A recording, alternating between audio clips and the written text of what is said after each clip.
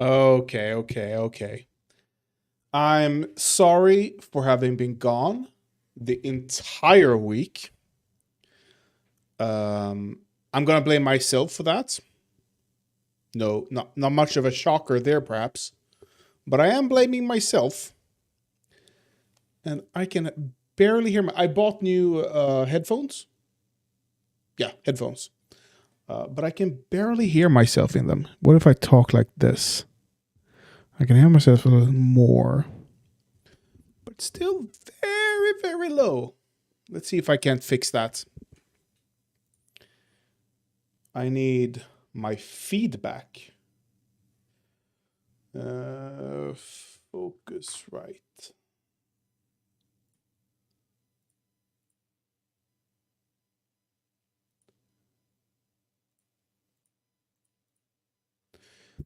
Do do do do do do.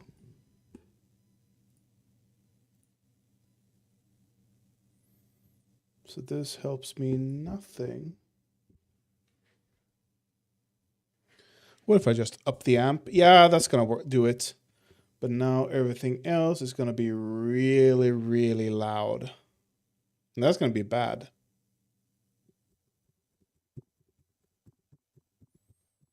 Hmm. So the reason they are low is because I have very low gain. But I would like to up the gain just for my headphones. But I can't seem to do that. And that's a bit strange, I must admit. A tad strange. Another strange thing that I've encountered is that I'm dual streaming right now. And on my...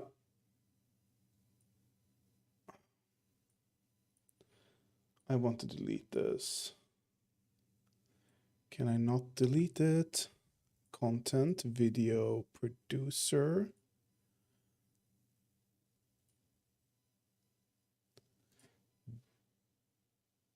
Delete, yes.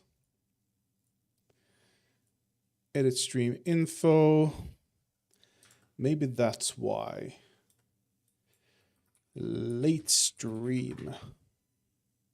Done. How about now? Nope. Okay, so I'm dual streaming. And if I go... Oh, it says I'm offline there. Wait. Something has changed.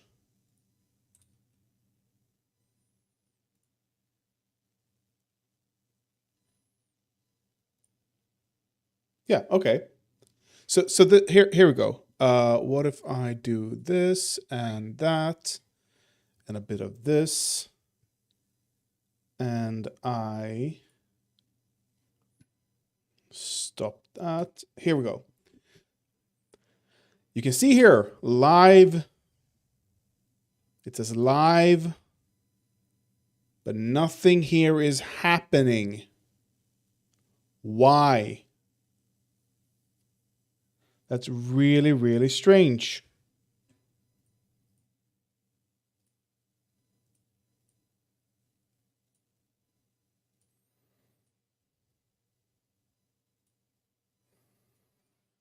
That is infuriatingly strange.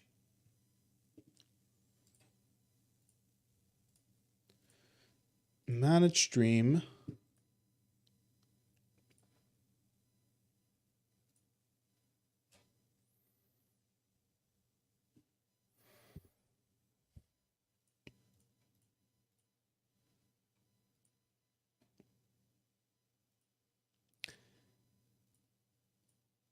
This is just I have no idea. I have no idea. I'm not gonna. Should I just not dual stream today then? Is that the solution? It's gonna be a bit more freeing language wise. I'll stop dual streaming for today, since I can't seem to figure it out. That's too bad. That's too bad. Okay. Last week, I attempted to talk some game dev, but I failed for a few reasons. Today, I was not gonna fail because I really want to do a game dev series. Game dev is fun when it goes your way, and it blows when things are not going your way. And when I say blows, I mean it really, really blows. You can't imagine if you haven't done it. Okay.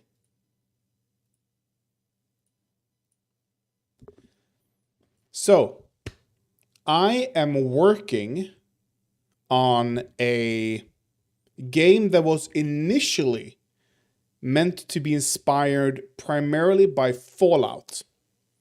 I'm still working towards that, but I don't know if it's primarily inspired by it anymore.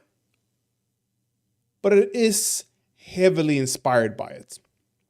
And when I say Fallout, I mean Fallout 1, but mainly 2. The top-down 2D types of games.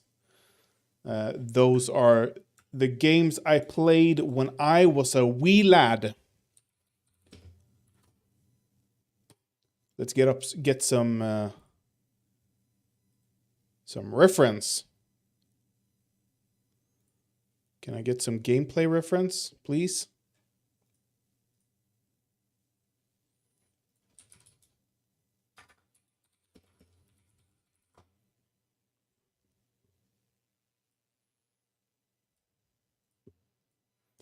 Oh, this seems nice. This seems like a good.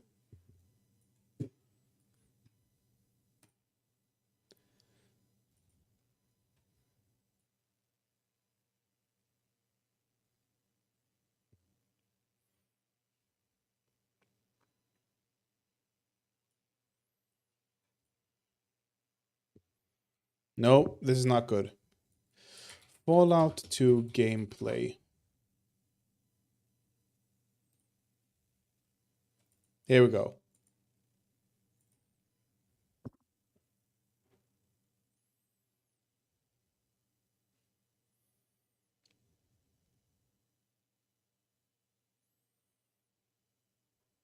And this is pretty much the gameplay. And you have a few boxes down here that does different things. You can pretty much loot everything in this world. You can talk to every character. Not every character is going to give you an answer that's satisfying. Mostly they're just going to give you like a pop-up that's either a meme before memes were really a thing. There's a GDC talk about this game, a post-mortem, where they say, and I think this is a good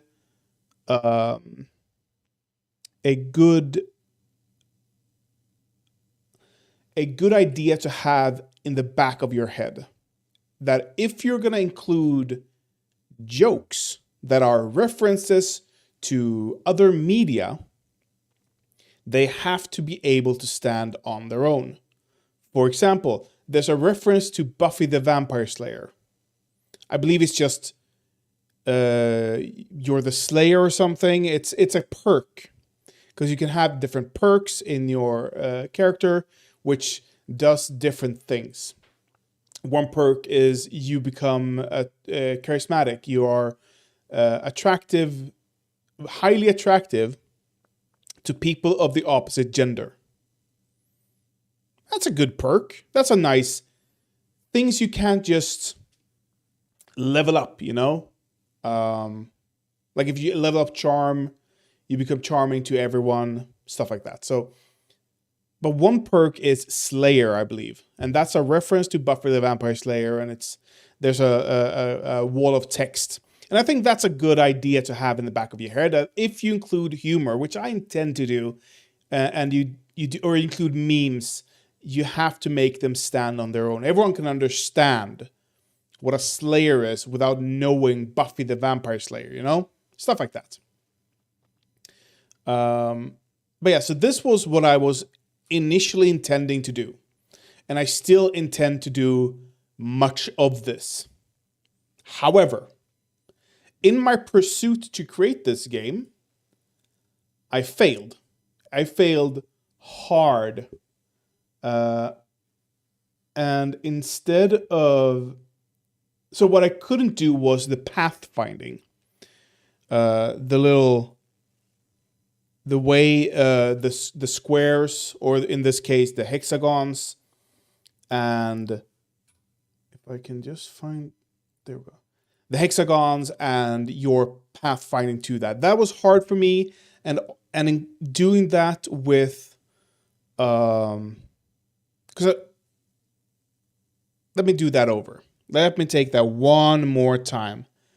The worst part about Fallout, and the reason I wanted to do a Fallout-inspired game in the first place, was specifically for the combat.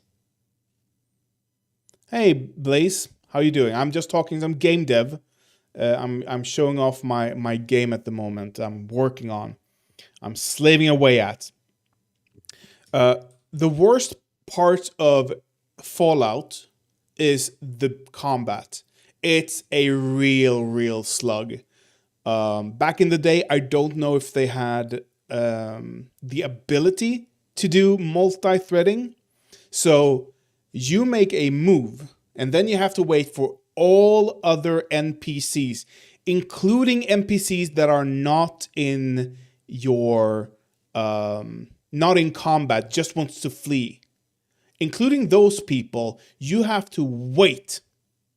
So if you attack a city, everybody in that city is going to move one by one. And that can take forever. So when that happens, you just close down the game and you start over from your last save. It's not even worth it. And I can show you here how it looks. He attacks a few mutated rats.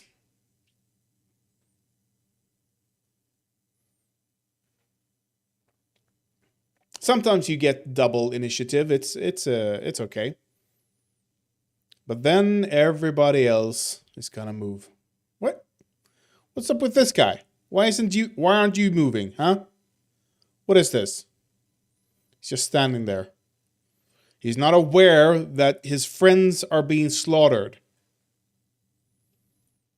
But yeah, you can tell. And then you have down here, you have everything that happens. You have a little bit of text, which I also want to recreate. But this combat is the worst thing about Fallout, bar none. See if we can find a... Or is this... No, okay, it doesn't go that far. And I tried to recreate it by using XCOM style combat instead, but I just couldn't do it. So instead, what I came up with, and I am a bit proud of this, I have to admit.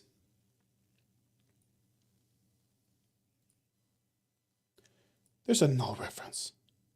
Why is there a null reference? What's there a null reference to? I have... Oh, because of that. Remove you and add you. Let's see if this doesn't work. Please make sure it works. Please, please, please, please, please, please, please, please, please.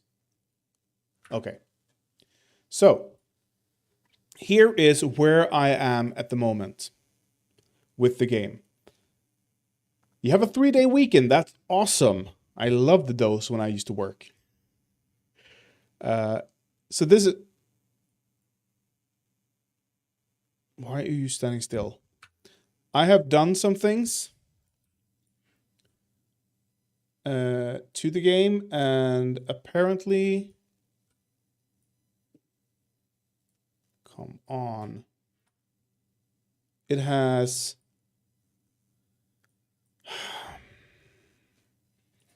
Let me fix this in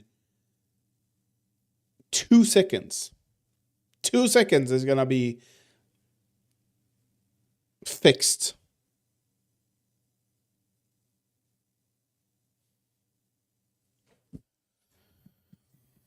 Bruh.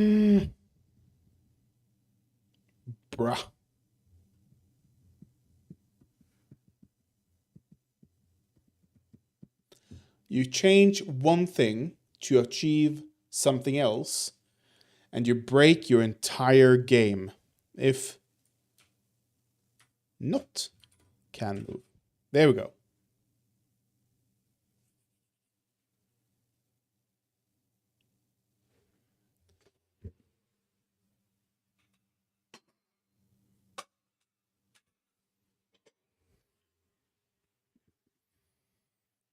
Okay. Okay.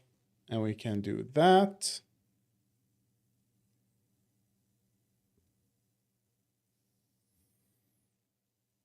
I want to see. There we go. There we go. This guy, ignore.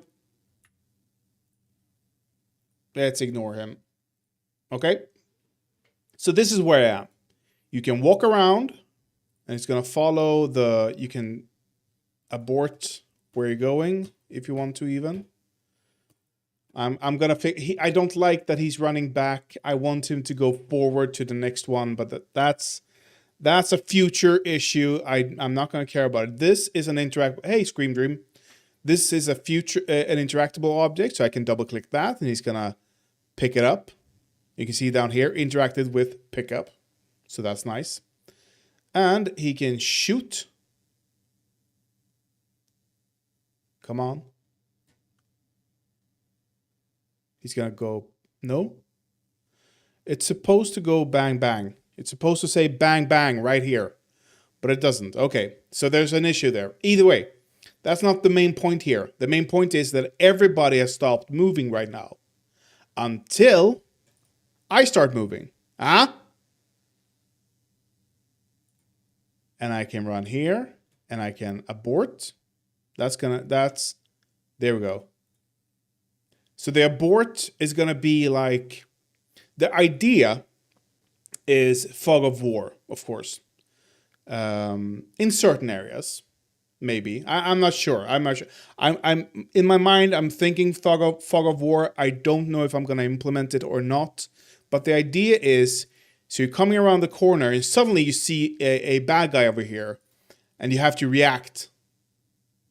So you can't just have, because otherwise you can, I also don't like the whole cheesing thing. You could do this to not be surprised by anything. That's going to come with a penalty.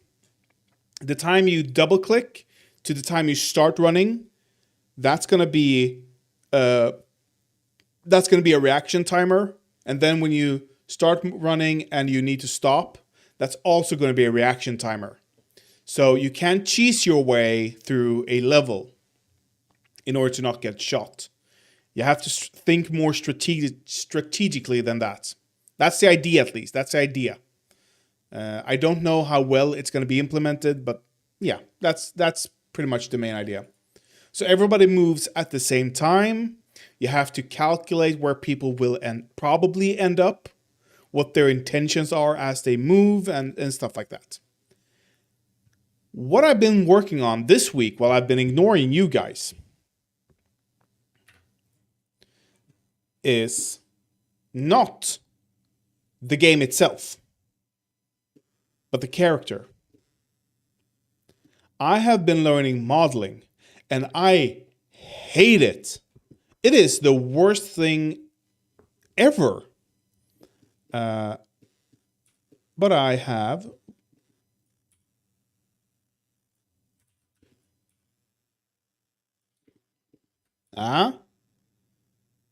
You can see some clipping there, but I'm okay with this. This is perfectly fine clipping. You can see the dumper over there.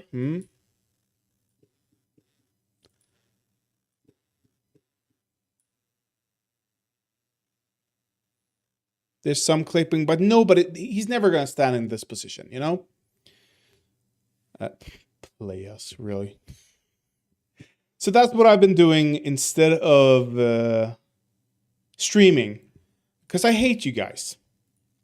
No, I don't hate you guys. I hate myself. I've wanted to stream. Really, I have. But my ADHD slash depression has made me not want to stream. Unfortunately. I don't know. It's the reason why I'm on disability at the moment. That's okay. I'm waiting for my treatment, and hopefully that treatment is gonna give me some pills that are gonna help me get energy, and that's gonna make me able to stream more. Initially, at least, until I get a job. So that's gonna suck. Anyway, I've done some devlogging. Welcome, guys. I hope you guys had a better week than I have. My girlfriend is working at the moment. She last minute got a phone call from her employer who said, "Can you work night instead?" And she said, "Yes, God bless her." So here I am. I'm able to stream at night instead for the first time, and I enjoy it. I'm a night owl, so it's a breath of fresh air for me. I came across this post on Reddit. For those of you who don't know, this is Trisha Paytas. She is a very famous YouTuber. She's been on YouTube for since forever, I believe. She might be an OG, maybe. I'm not going to be a journalist. I'm not even close to going to be a journalist in a million years. Journalism. The issue with journalism is there is no money left in journalism. Zero. So what happens, and I know this because that's what I'm educated in. Public relationship firms are running journalism at the moment.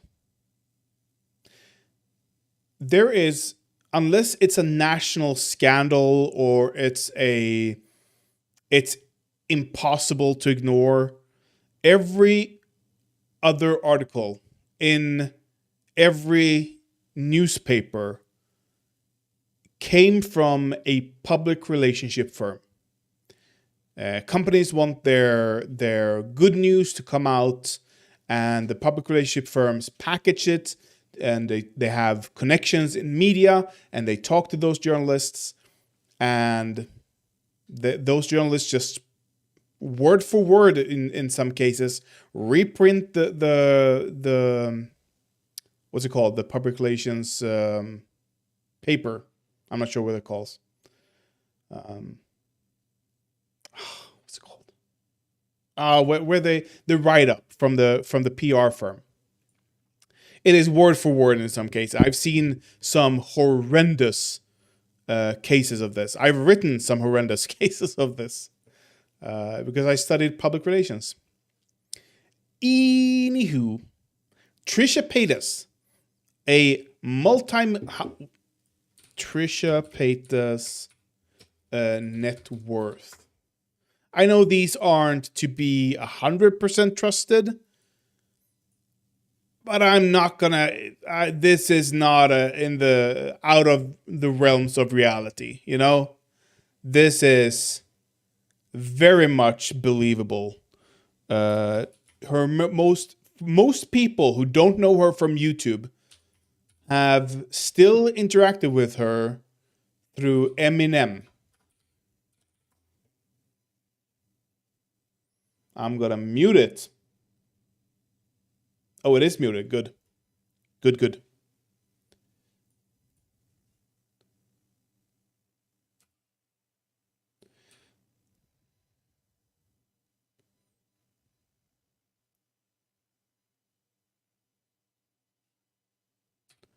That's her. That's Trisha Paytas.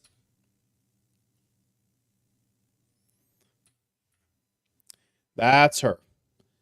So, why would she be working at McDonald's? Well, she isn't, of course. Of course she isn't. But she is paid by them to make content, obviously. So I thought, what the fuck is going on here? What is this? This is a Get Ready With Me. As Get ready with me. I'm going to go get my McDonald's. Alright, so for the purse option, we have this Moschino bag. There is... I can imagine the corporate... The headquarters of McDonald's, the PR firm they hired, who's like, okay, here's what we're gonna do. We're gonna pay some rich ass bitches, and we're gonna give them some swag in the style of your corporate logo, with your colors and everything, okay? And we're gonna have them pretend to be workers for you, and that's gonna make people like you for some reason.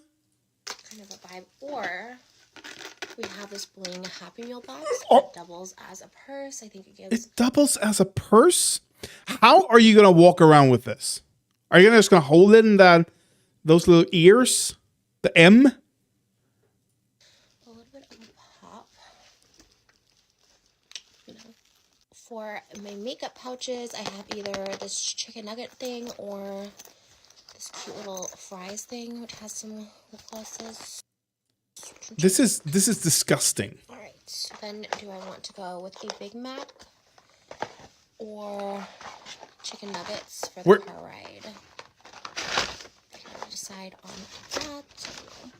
And then finally, should I take some cash with us to get the food, or should I take the card? Ice cream machine is working. This is embarrassing. But it made me think, why don't we watch some Trisha Paytas?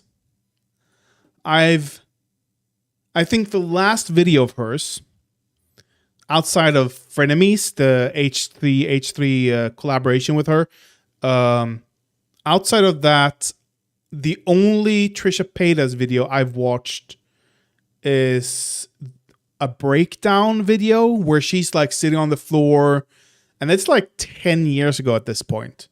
Did she cup her lips? Cup her lips?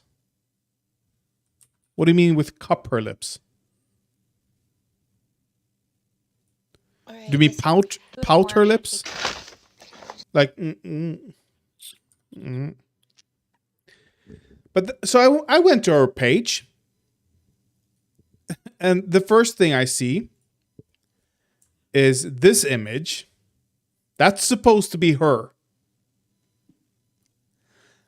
This I can understand more. It's her cosplaying or dressing up as Marilyn Monroe. Fine. This is just her lying about herself. I'm afraid to go to her Instagram.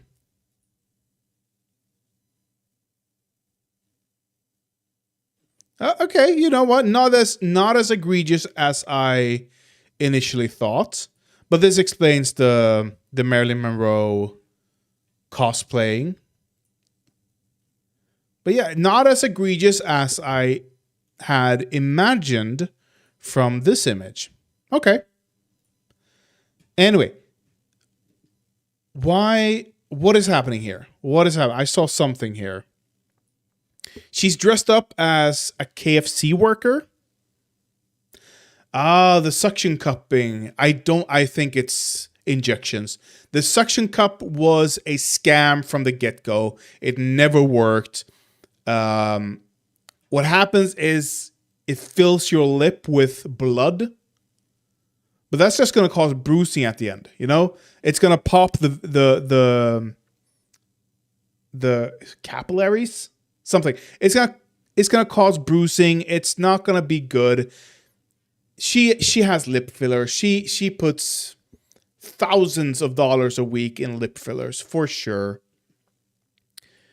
Here's her dressing up as a Burger King employee and eating some Burger King.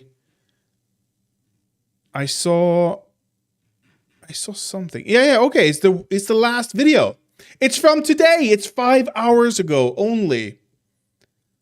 I worked at Raising Cane's for a day. Oh my god, Trisha. Oh my god. You're cosplaying as a wage slave. This is...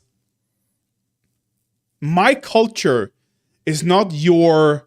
my culture is not your... oh, fuck. What's it called? Costume. My culture is not your costume, okay, Trisha? Stop this. This is highly offensive. Hey guys, what's up? I'm at Raising Cane's today, and I'm gonna raise the volume on this.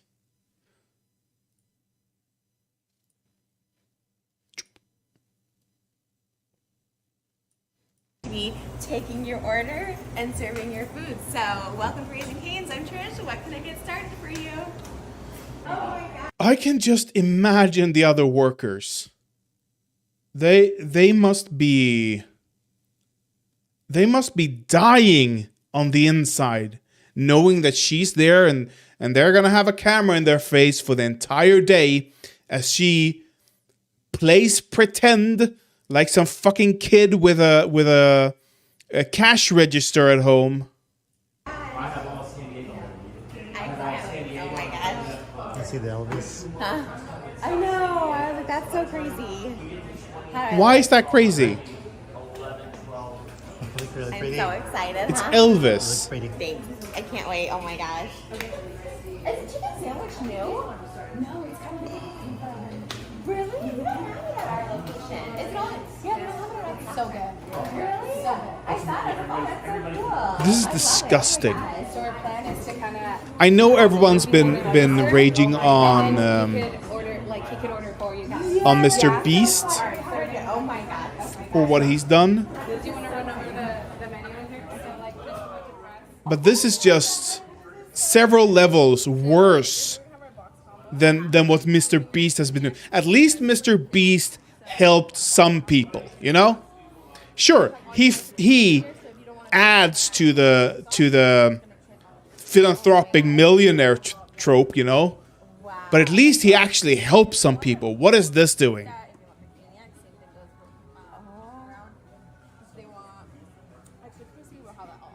Oh, wait, Lily, how did you do that? How did you do the market? More mods, and then everyone's gonna pop up. Oh, I didn't know you could even add this. Yeah. Oh my god, this reminds me of... Let me find something. Watch this while I find something. You can also add butter. Oh my god, that's so exciting. I never knew you could do all this. This is so exciting. Okay. Oh, Cool. All right, okay. I'll take an order then. Let's see. And then here we have all our exercises, fries, pills, anything that you would want on the side. Oh my gosh. Okay, cool.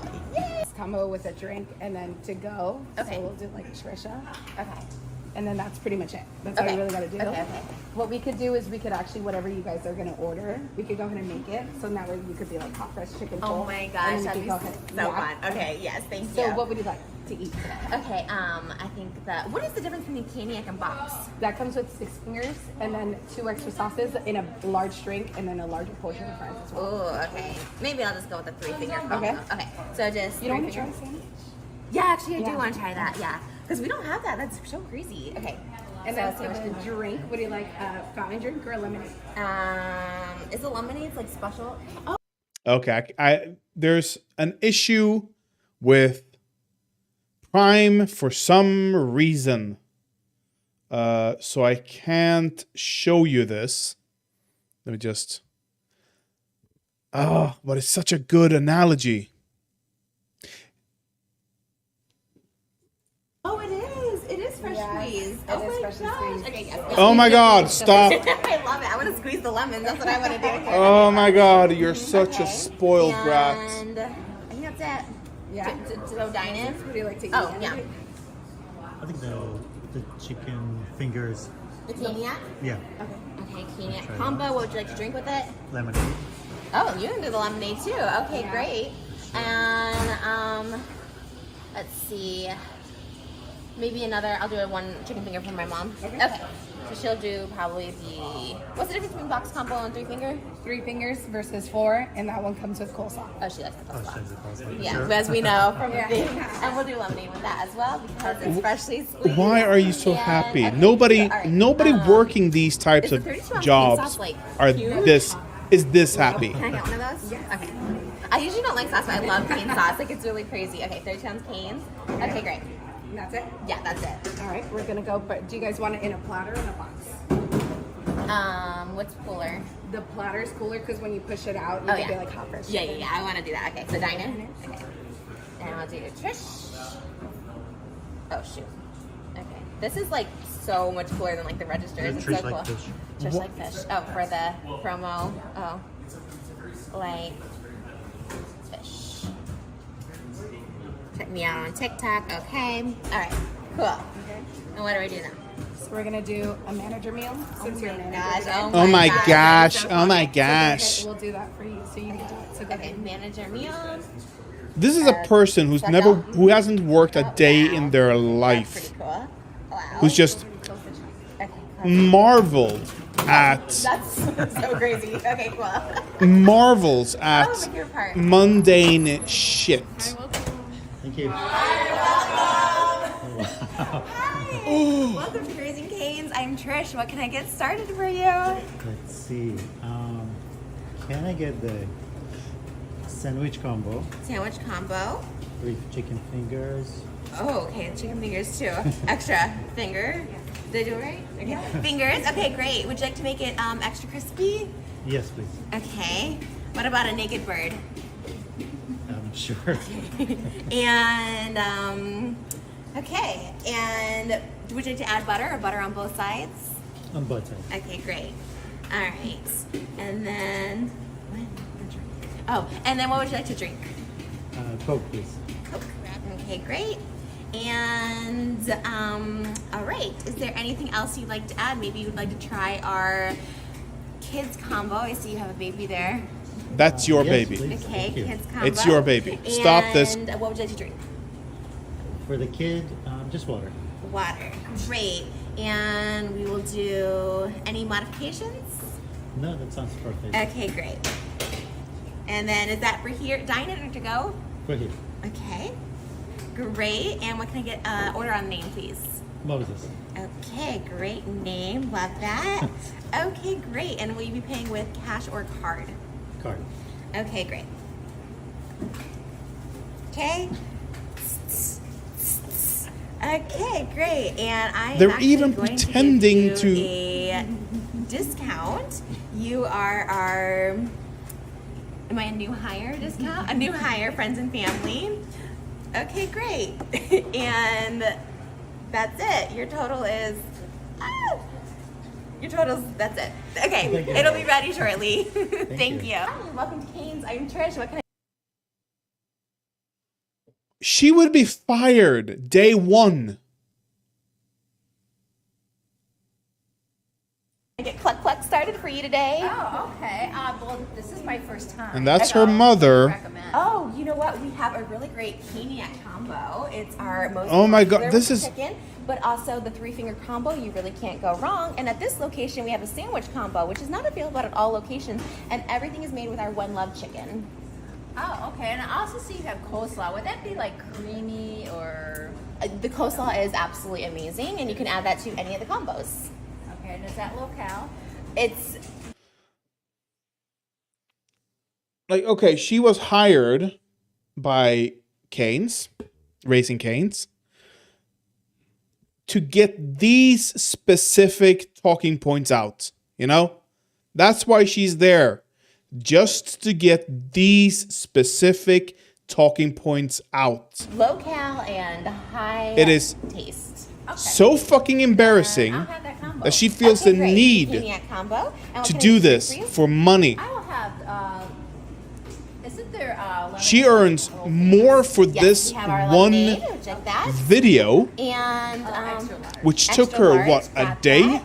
And you would like Then the entire rest you look of at that the store and order makes wise. in There we a go. day All right, so there we combined. go. All right, Makes in a go month back.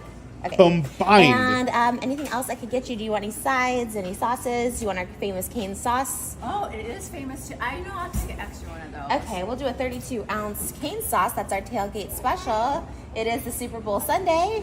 And is that all I can get for you, or would you like something else? Oh, that's probably good for now. Okay, great. And would you be paying cash or card? Cash. Okay, great. And would you be doing dine-in or to-go? I'm dining in. Okay, and can I get a name for the order, please? Yes, Malibu. Okay, Malibu, great. That is my daughter's name too. And let's see, we can actually give you a discount here. Are you senior? Senior Yes. discount. Okay, there we go. Okay. Proud senior. Thank you. Okay. All right, great. Thank you so much, and we'll have that order right up with you. Just have Okay. these seats. All right. Thank you. This is so fun. I love this. This is What's not really fu- cool about Raising Cane's is there's an Elvis in every Raising Cane's. Their chicken is called One Love. She just said, this is so fun. That's not fun. That's work. Work is not fun. It's your first day of work in your life. Of course it's going to be fun. No, we get a whole background on it. I feel so honored to be here. Like, I can't believe I got to work the cash registers. Their register was like screen touch. Okay, and then their booths here are so bougie. We're in the Escondido location, by the way, which is like really cool. We drove 2.5 hours to be here, and it's worth everything. No. Super cool. All right, now we gotta go get the food ready. All right, this is all the Raising Cane's merch. I have the pink on. Then they Okay, have. I'm gonna need to do one thing. I'm not gonna allow you to see this one important thing that I need to do. Okay, it opened in the correct window at least.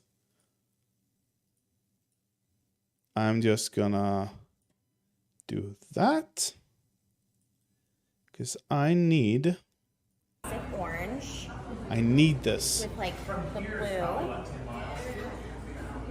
And then they have hot pink. Yeah, this is probably the coolest. They have the hot pink one. I like mine though too. I like mine. Raising Cane's fashion show. Lovely. No way! Are you kidding me? Oh, Comes with all the goodies. I saw it.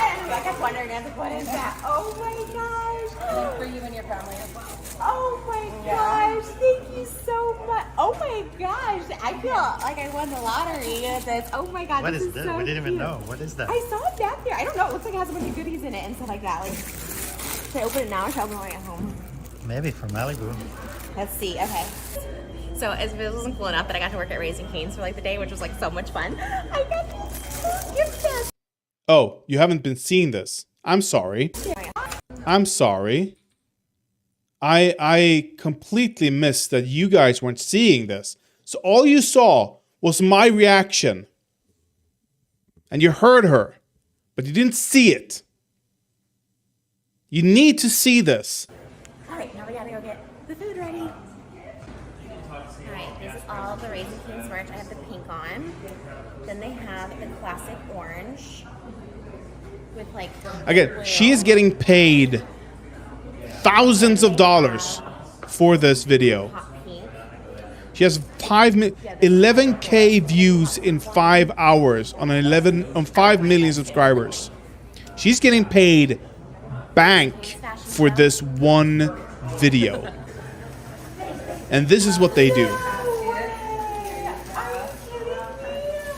Comes with all the goodies. I saw it. I kept wondering, what is that? Oh my gosh. For you and your family as well. Oh my gosh. Thank you so much. Oh my gosh. I feel like I won the lottery. This. Oh my god. What is This that? is- I didn't even know. What is that? Outside of her I don't know, pay. it looks like it has a bunch of goodies in it and stuff like that. For sure. Should I open it now or should I open it when I get home? Maybe from Malibu. Let's see. Okay.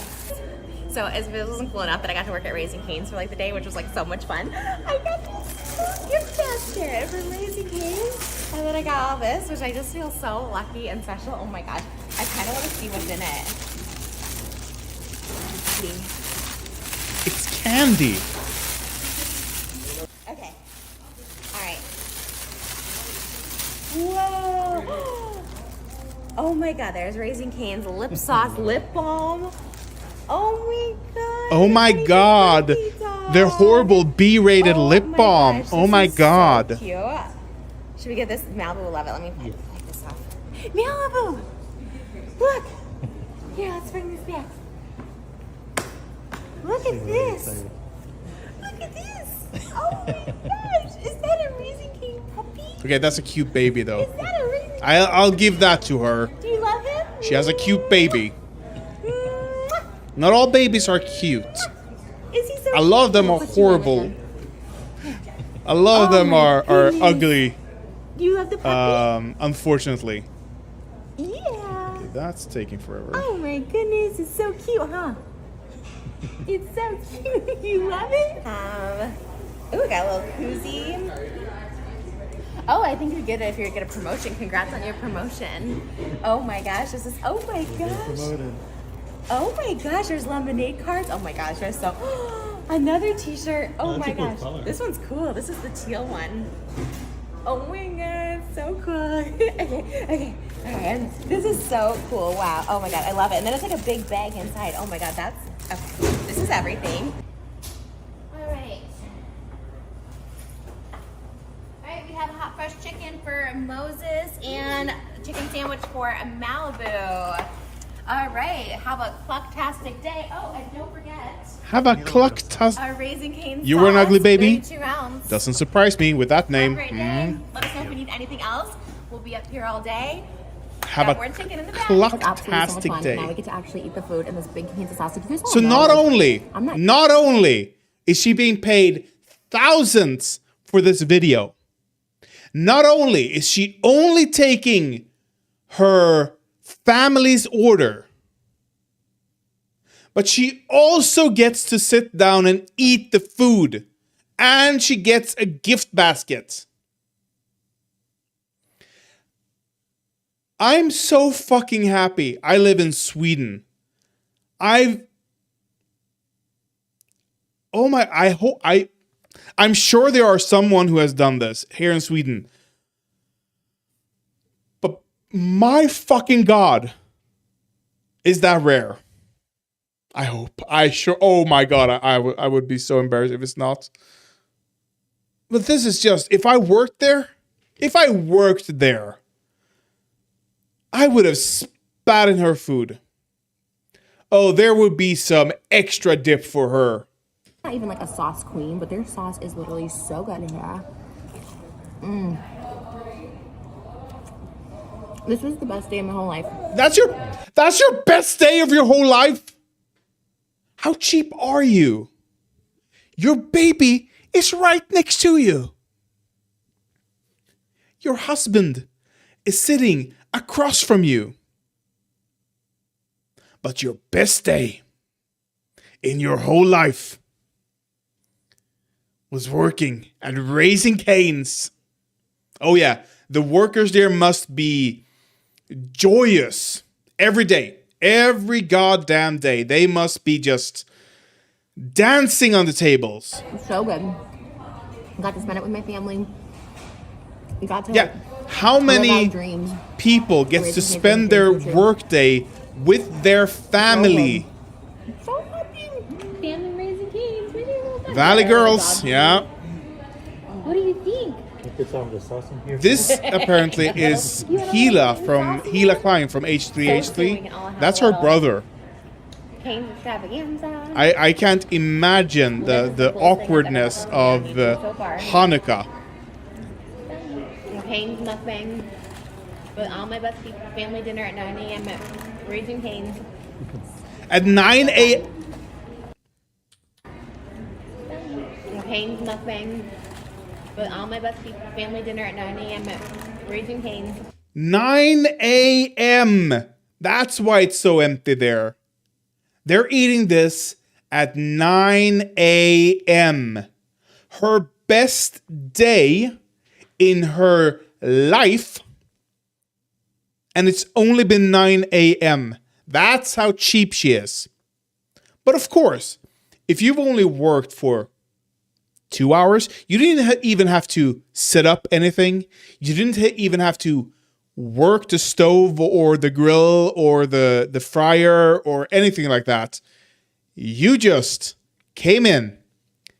You got some instructions on how to work the cashier, and then you sat down and had some food with your family. Yeah, of course that's going to be a good day for you. I was thinking about the workers doing that. I bet most of them were sitting in the back. But that poor woman that had to be her slave, yeah. I think that's the manager. So she's probably brainwashed enough to think this is a good thing, Oh my God, I get to meet Trisha Paytas. Oh my God, she's my fave. Stuff like that, I'm sure. So fun. Fresh lemonade. Okay, I have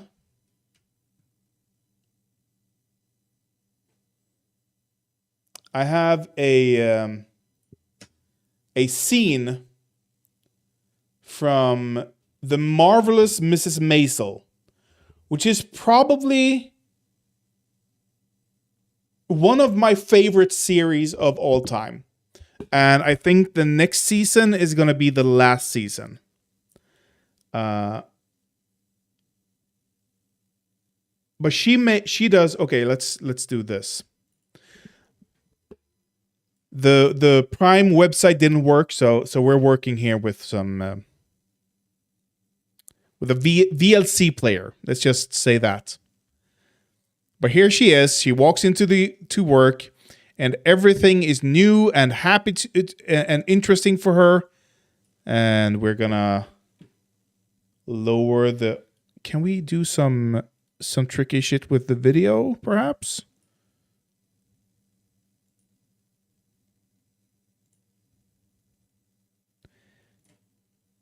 Can we do something like that? Is that going to help me? And maybe...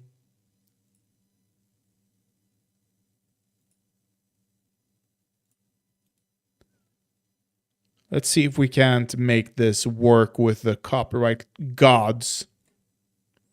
That's gonna be good enough, I think. Let's hope. And I'm gonna turn down the audio. Time. Always be polite. Always be pretty. And don't forget to punch. This is Trisha Paytas, Her first day of work. Her first day of actual work. Fun, she says. She really like the bell. Oh yeah, that's the punch. That's fun, And if you're not familiar with the show is about a Jewish girl who grew up in the 50s, who's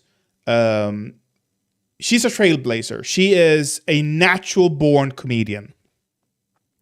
And she stumbles into being a stand-up comedian when before it was a thing, really, she separates from her husband. That's episode 1, so I'm not spoiling anything there. And this is her doing stand-up the first time after she's been to work for the first time in her life. This is how Trisha Paytas looks at work. And Fanny Jones. Fanny Jones, that is a terrible name. Yeah, like you put zero thought into it. All right, give it up for a very funny lady. Nice of you to sing is how I have it. I want to remember. Fanny Mitch. Thank you, everybody. It's very nice of you, seeing as how I haven't done anything yet. So, I started work today, a new job, and it was crazy, super crazy. I'm a makeup counter girl at B. Altman. Who here's been to B. Altman? No one? That's a rich person place.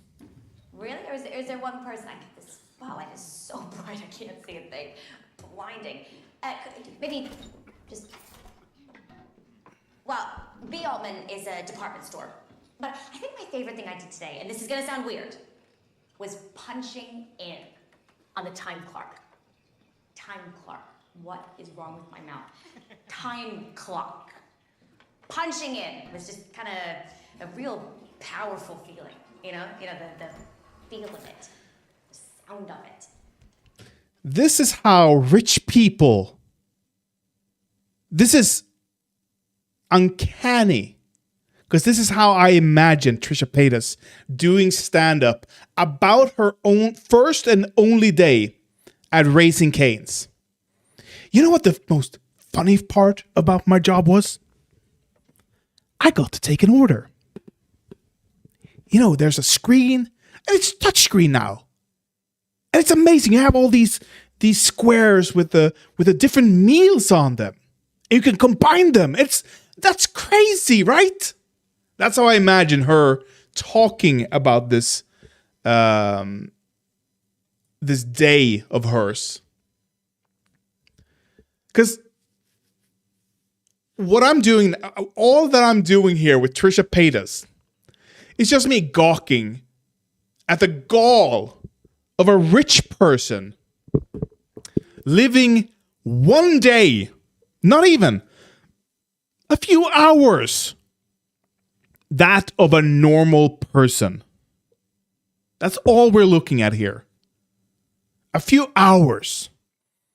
And that's exotic for her. This is exotic. That's why it's so interesting for her. That's why it's so fun for her. Because it's exotic. This isn't exotic for us. This is normal day shit. But for her, it's the best day of her life. Mine's on a tripod. Is it? Yeah. Oh my god. I didn't know that their lemonade was like fresh. I didn't know that was their thing. I didn't either. It's the perfect sweetness. Who Yeah, because cares? sometimes it's like sugary when it's at like Minute Maid. No offense to Minute Maid, but it can be too sugary. The toast is also like one of my favorite parts. Mom's Plus Love's a favorite. Did anyone try this sandwich? I've never had the sandwich. They don't have that, right? I've never seen it on their menu. And then, of course, she's paid to talk about the food she's eating. Okay. Of course. I've never tried a Raising Cane sandwich. Look at that. Wow. Looks horrible. Big sandwich. What is So that? big. Are you kidding me? Oh my goodness. Let's see. Oh, it has the sauce on here. Oh, I just ate the chicken tender part. Yeah. That was so cute.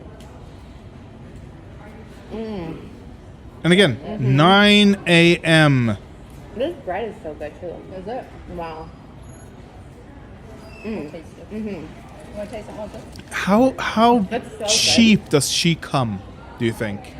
Their bread and stuff is so fresh. It's not sponsored, by the way. I just got hit up.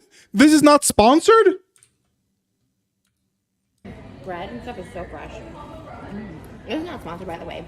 I just got hit up with an email. It's like, you want to Raising Cane's? I was like, yes, and I was so excited. So I genuinely just love it. We drove 2.5 hours to be here. What do they call you? Caniac. Caniac. I'm a Caniac. Are you a Caniac? I'm a Caniac. Do you like it? This was free? That's how cheap she is? This is worse. She's so rich that it's fun to cosplay as a normal person. As normal people, yeah. It's my only goal in life. That's true. That's true, though. I mean, if I could reach that goal, I'd be happy. I'm not gonna lie. Imagine telling someone who's not a senior that they're a senior for discount. You're joking, right? Lol. Her mom is the age of a senior. I believe her mom is 60 or something. Who cares? She drove 3.5 hours to work few hours for free and at Raising Cane's and do this promo video for nothing. The bun is so soft. It's so soft. For nothing, apparently. There's just lettuce and the sauce. Nothing else. Yeah, but the bun is so good. The bun is really good. Wow. And I've never had Raising Cane's, Pretty soon you can have a fry. but I can't imagine it being that good. Wow. It's gonna be alright. It's gonna be alright. It's so bomb. It's gonna be sugary, you know? It's like Thousand Islands, but a bit different. You want to dip it in the big cup? But so It's so cool that they have that. I saw Steph Pappas get that. I didn't know that was like an option. what? So crazy. That's oh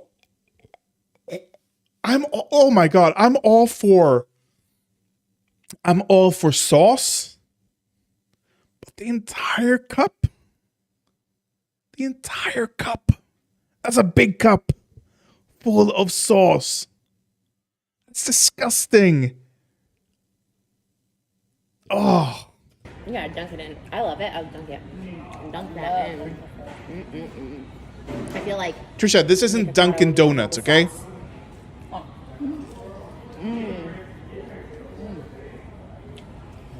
the sauce, it actually makes it better. It's so good. Like, I love the chicken as is, but that sauce is so good. That's what they're famous for. All right, well, Malibu salivating over here. we did just beat her. And they're just gonna eat for the rest of the episode with video. Soon be. Check out that yummy. You want that bread? Give me everything. I know. She's like, give me that. Oh no. I'm the puppy. I mean, the fat alone is not good for the baby, right? I know. She's not supposed to Oh my god, girlfriend, you're strong. touch those kinds of things and put her hand in her mouth. These people, I hope you spit. I hope you gave her a bit of extra dip, some organic dip.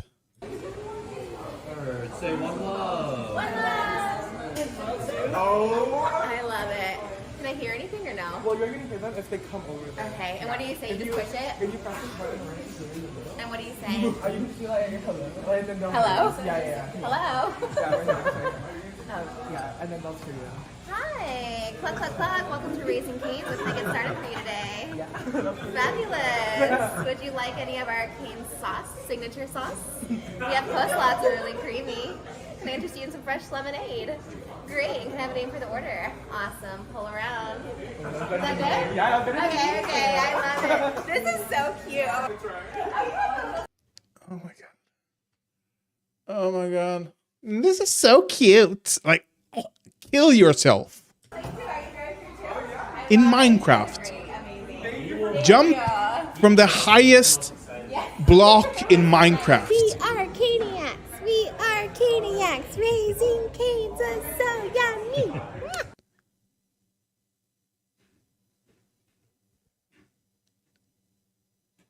Oh my, and still, oh my god, it's still getting.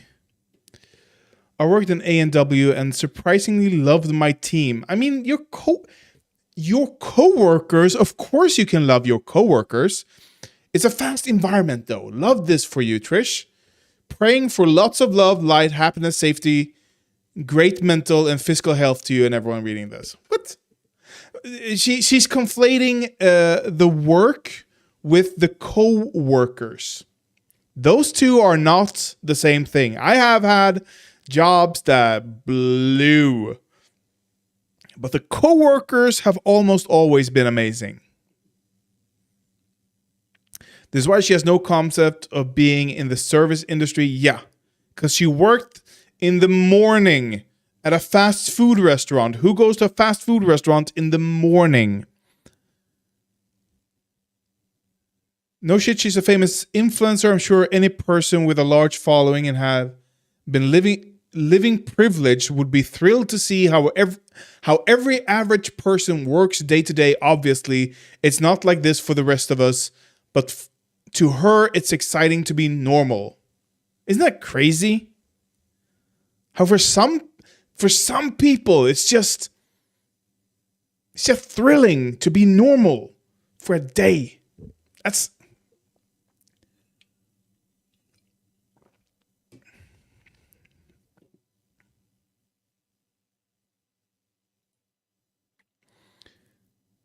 fast food workers were the only people there for Trish for all of her adult life. They are her heroes. I feel the love in this video, lol. I think he's calling her fat. I can't. I think people shitting on fast food are unironically elitists. You know? Me and my girlfriend got a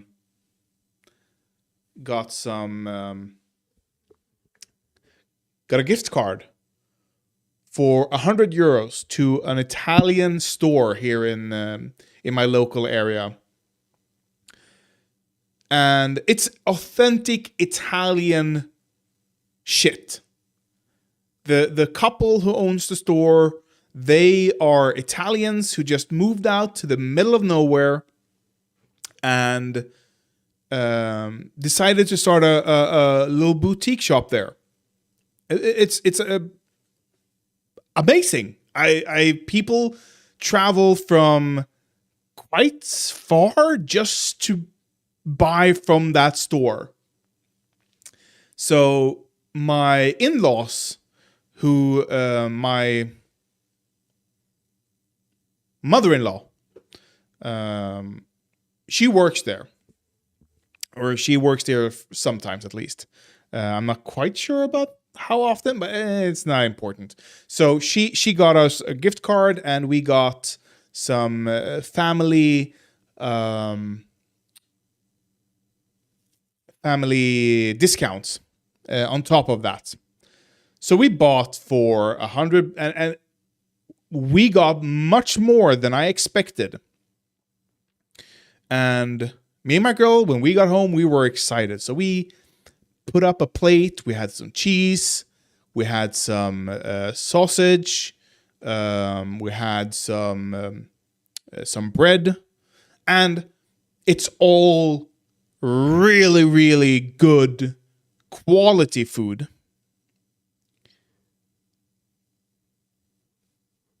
But it's not good.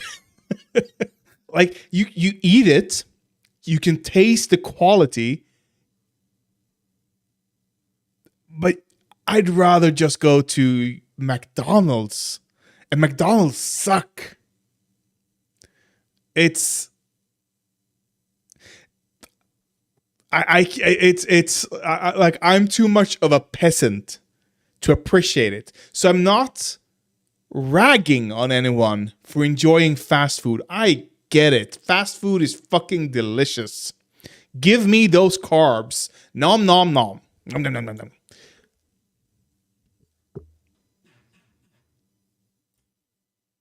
But this shit, pretending to be a fast food worker for a few hours, that's just disrespectful.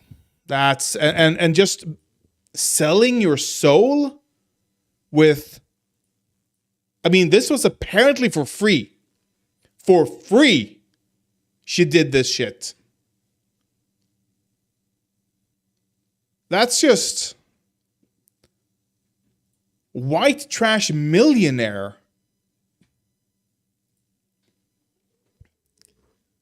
I don't know. It's ooh. Oh, nope.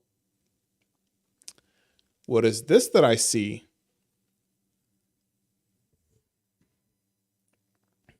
Jimmy Dore is live right now. Trump against Empire. Why don't we have a peek? One should like Trump to just be honest about the facts, and I do think that there, you know, that the suppression of the Hunter Biden laptop story by the Wait. FBI is No. the domestic No, you intelligence can't state putting its thumb on scroll? the scale during an election, and the left, That's a bitch move. including the the activist, anti-imperialist, socialist left, has by and large ignored this. And I think that the reason most of those, or one of the reasons that the left has ignored it, is because they're not dealing with the contradiction that Donald Trump supported the reproduction of American capitalism and the interests of the rich, but he also had these weird, idiosyncratic proclivities that caused him to smash holes in the American empire here and there in a random fashion, and that constitutes the motive for the FBI intervening in a way that we definitely need to not accept. That is not okay. I mean, if we accept that kind of stuff against someone like Trump, then you can kiss goodbye the idea of anyone like Bernie Sanders or to the left of Bernie Sanders having a clean and open pathway to political power, right? And we saw it. We saw what happened in 2020 when they brought out the Russiagate playbook for Bernie Sanders during the primary, right before the Nevada caucuses. Bernie Sanders got Russiagated. After he spent years catering to Russiagate, they Russiagated him by putting out these fake leaks saying that Russia was trying to install him and help him win. So they used that playbook against him because that's what it's about. It's about challenging anyone, whether they're on the left or wherever you want to put Donald Trump on the right. It's hard to categorize him. Anyone who challenges or inconveniences the establishment, they're going to get smeared and undermined with these fake disinformation campaigns like we saw with Russiagate and its spin-off, the Hunter Biden laptop store. Yep. All right, Christian Parenti. The article is called Trump Against Empire. Is that why they hate him? It's up at thegrayzone.com. We'll link to it. Christian Parenti, thanks so much for joining us. Thanks for having me on. Take care. Okay. So why don't we see what the gray zone, what do they call them? Oh my God, it's such a, okay, fuck that shit. Nope. Nope. Seized for disruptive protest, blatant tyranny. Thank you, Alda. Fake tough guy Lawrence says, is this the Awesome Sons of Great Fathers podcast? Thank you, fake tough guy. Anne Marie Cunningham. Jimmy, bring back Who's your this music. bitch? Really, Anne Marie? I feel like you might be alone there. So many negative comments about our last music. But Who are you?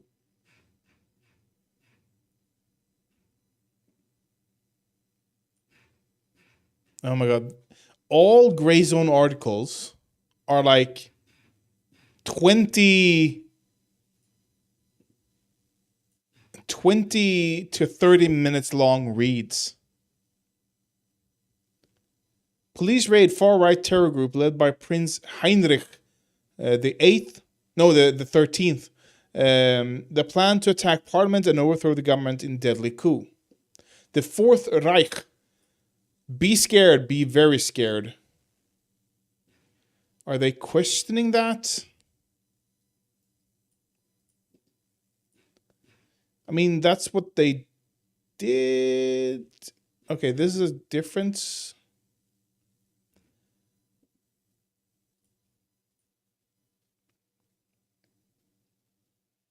How far-right agitator Nick Fuentes dashed the congressional hopes of national security state critic Joe Kent, delighting Democrats. If you can be thwarted by Nick eating my own boogers Fuentes, you do not deserve to be anything, you know? Joe Kent.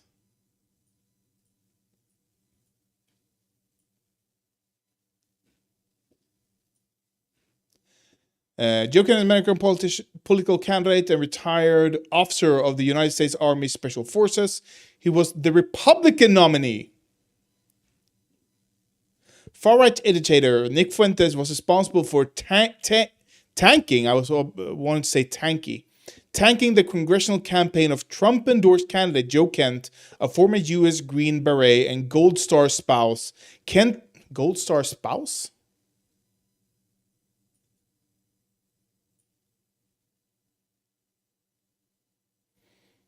The widow of a member of the United States Armed Forces who killed the actor. Okay. Kent ran in a swing district in Washington State after tarnishing Kent's reputation from the perspective of liberal voters by slapping him with his toxic endorsement. Fuentes worked to undermine MAGA support for the candidate by labeling him a CIA plant. Fuentes launched a website dedicated to smearing Kent that was even boosted by the New York Times. Fuentes' smear campaign, coined with a multi-million-dollar dark money effort to sink Kent's candidacy, funded by the anti-Trump wing of the Republican Party, a total of 5 super PACs, including at least 2 linked to then House Minority Leader Kevin McCarthy, spent over $4 million to defeat Kent. One Super Bowl.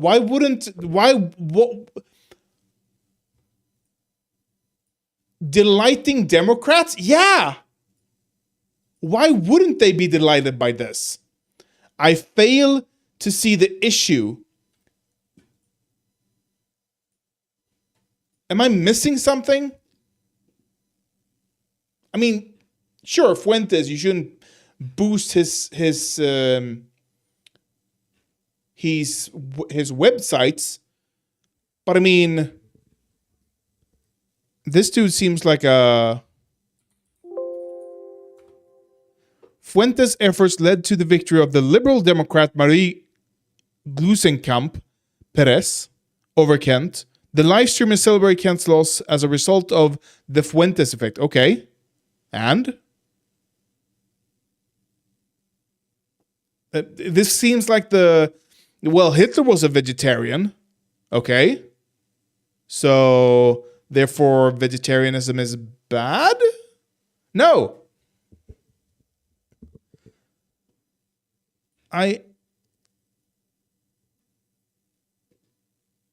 The jarring title and photograph that splash across the front page of South Puget Sound's The Chronicle on March 11 found... Oh, okay. Would eventually provide Kent's heavily funded Democratic challenger with her closing line of attack. Okay.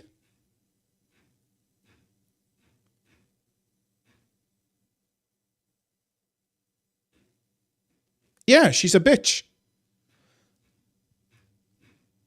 Are they saying this is bad?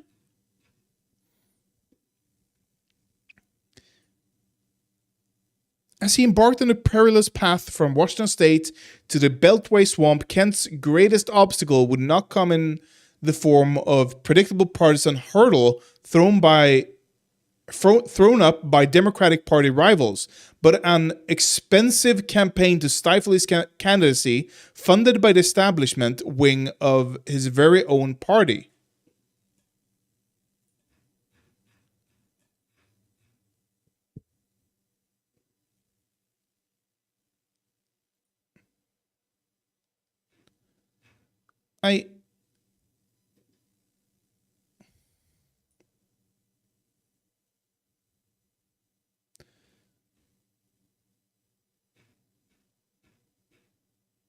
I don't care this much, but I mean, he was a Republican. He lost quite substantially, I might add. Oh, they're an incumbent Republican. Okay. I fail to see the issue with him losing. Like, at all.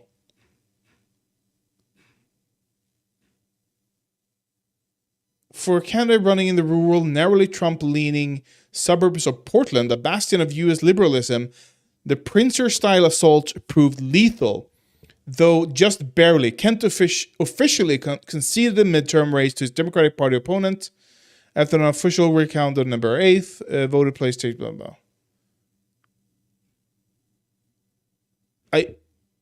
So have they gone full mask off? Is that what's happened? Have they finally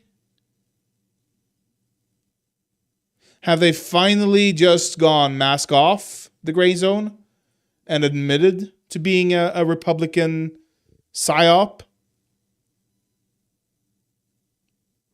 Ye West locked in a basement. Did he say that?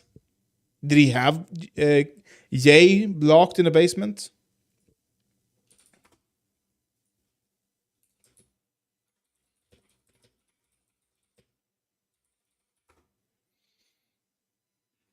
No, it didn't show up anything. Are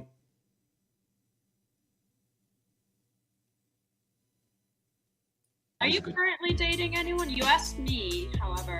To be perfectly honest, I am never, ever wholly, fully single. I don't think many people in the world are, if you ask them the question. I mean, there are women who you'll meet and they'll say, yeah, I'm single, but they're still meeting up their ex-boyfriend, or friend with benefits, whatever you want to call them. I haven't been single since I was 17, 18, in terms of without female companionship if I wanted. Single to me means you can see multiple people. It's just like, are you committed to one?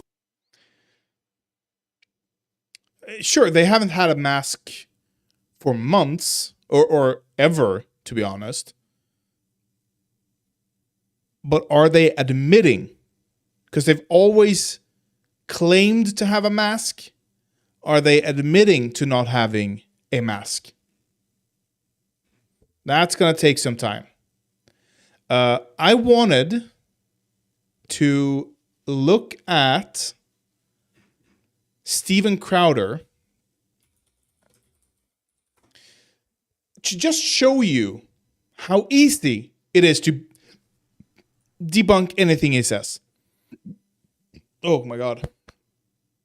Nike and Milo are mooching off Ye West. Also, have you wondered where Ye is nowadays? I have wondered where I know they're mooching off of him. At least while he was campaigning. But yeah, I haven't seen him in a long time. Like, since the Alex Jones video or the appearance. It's kind of strange how he's just disappeared completely. But yeah,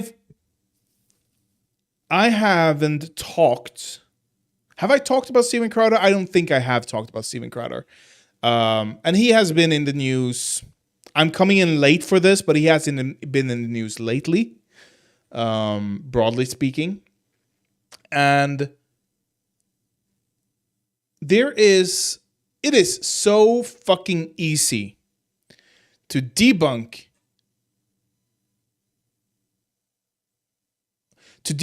any video that Steven Crowder puts out. Because the one thing, let's just take a random video here. Let's go with something. Does God answer prayers? Oh my God. Why the polls are wrong on Trump. Louder with Crowder. 2 years ago. The polls were not wrong. Remember that. Chris Cuomo was like, I want to get Mr. And let's just see here if we can. Oh, there we go. Peaceful protest. He's gonna know that's still from the video. What Steven Crowder always does, or Steven Crowder. Yeah. That's why he was in the news. Okay, this might not be the best. Okay, here we go.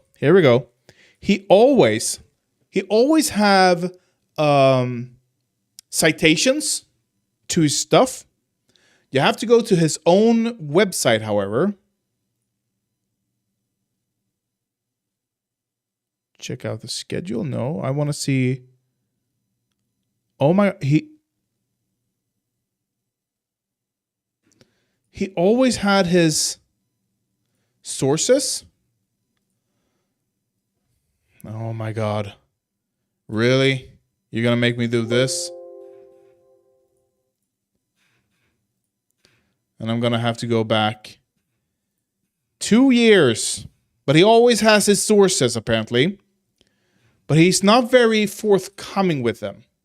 And what he does is he constantly lies about 16% of Americans. What's doing here.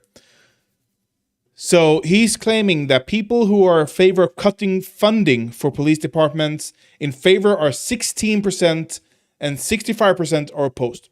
Now, I don't know if this specific percentage is off or not. However, what you can do is take a subject you're familiar with, something you know very, very well, and see if Steven Crowder has covered it on his show. For me, that's computers. I know computers very well, and I believe since everybody is not esoteric like sociology, everybody works with computers in one fashion or another. I mean, our phones are computers these days. Everybody knows computers on a surface level at least. So it's quite easy to explain how Crowder is wrong on a computer subject.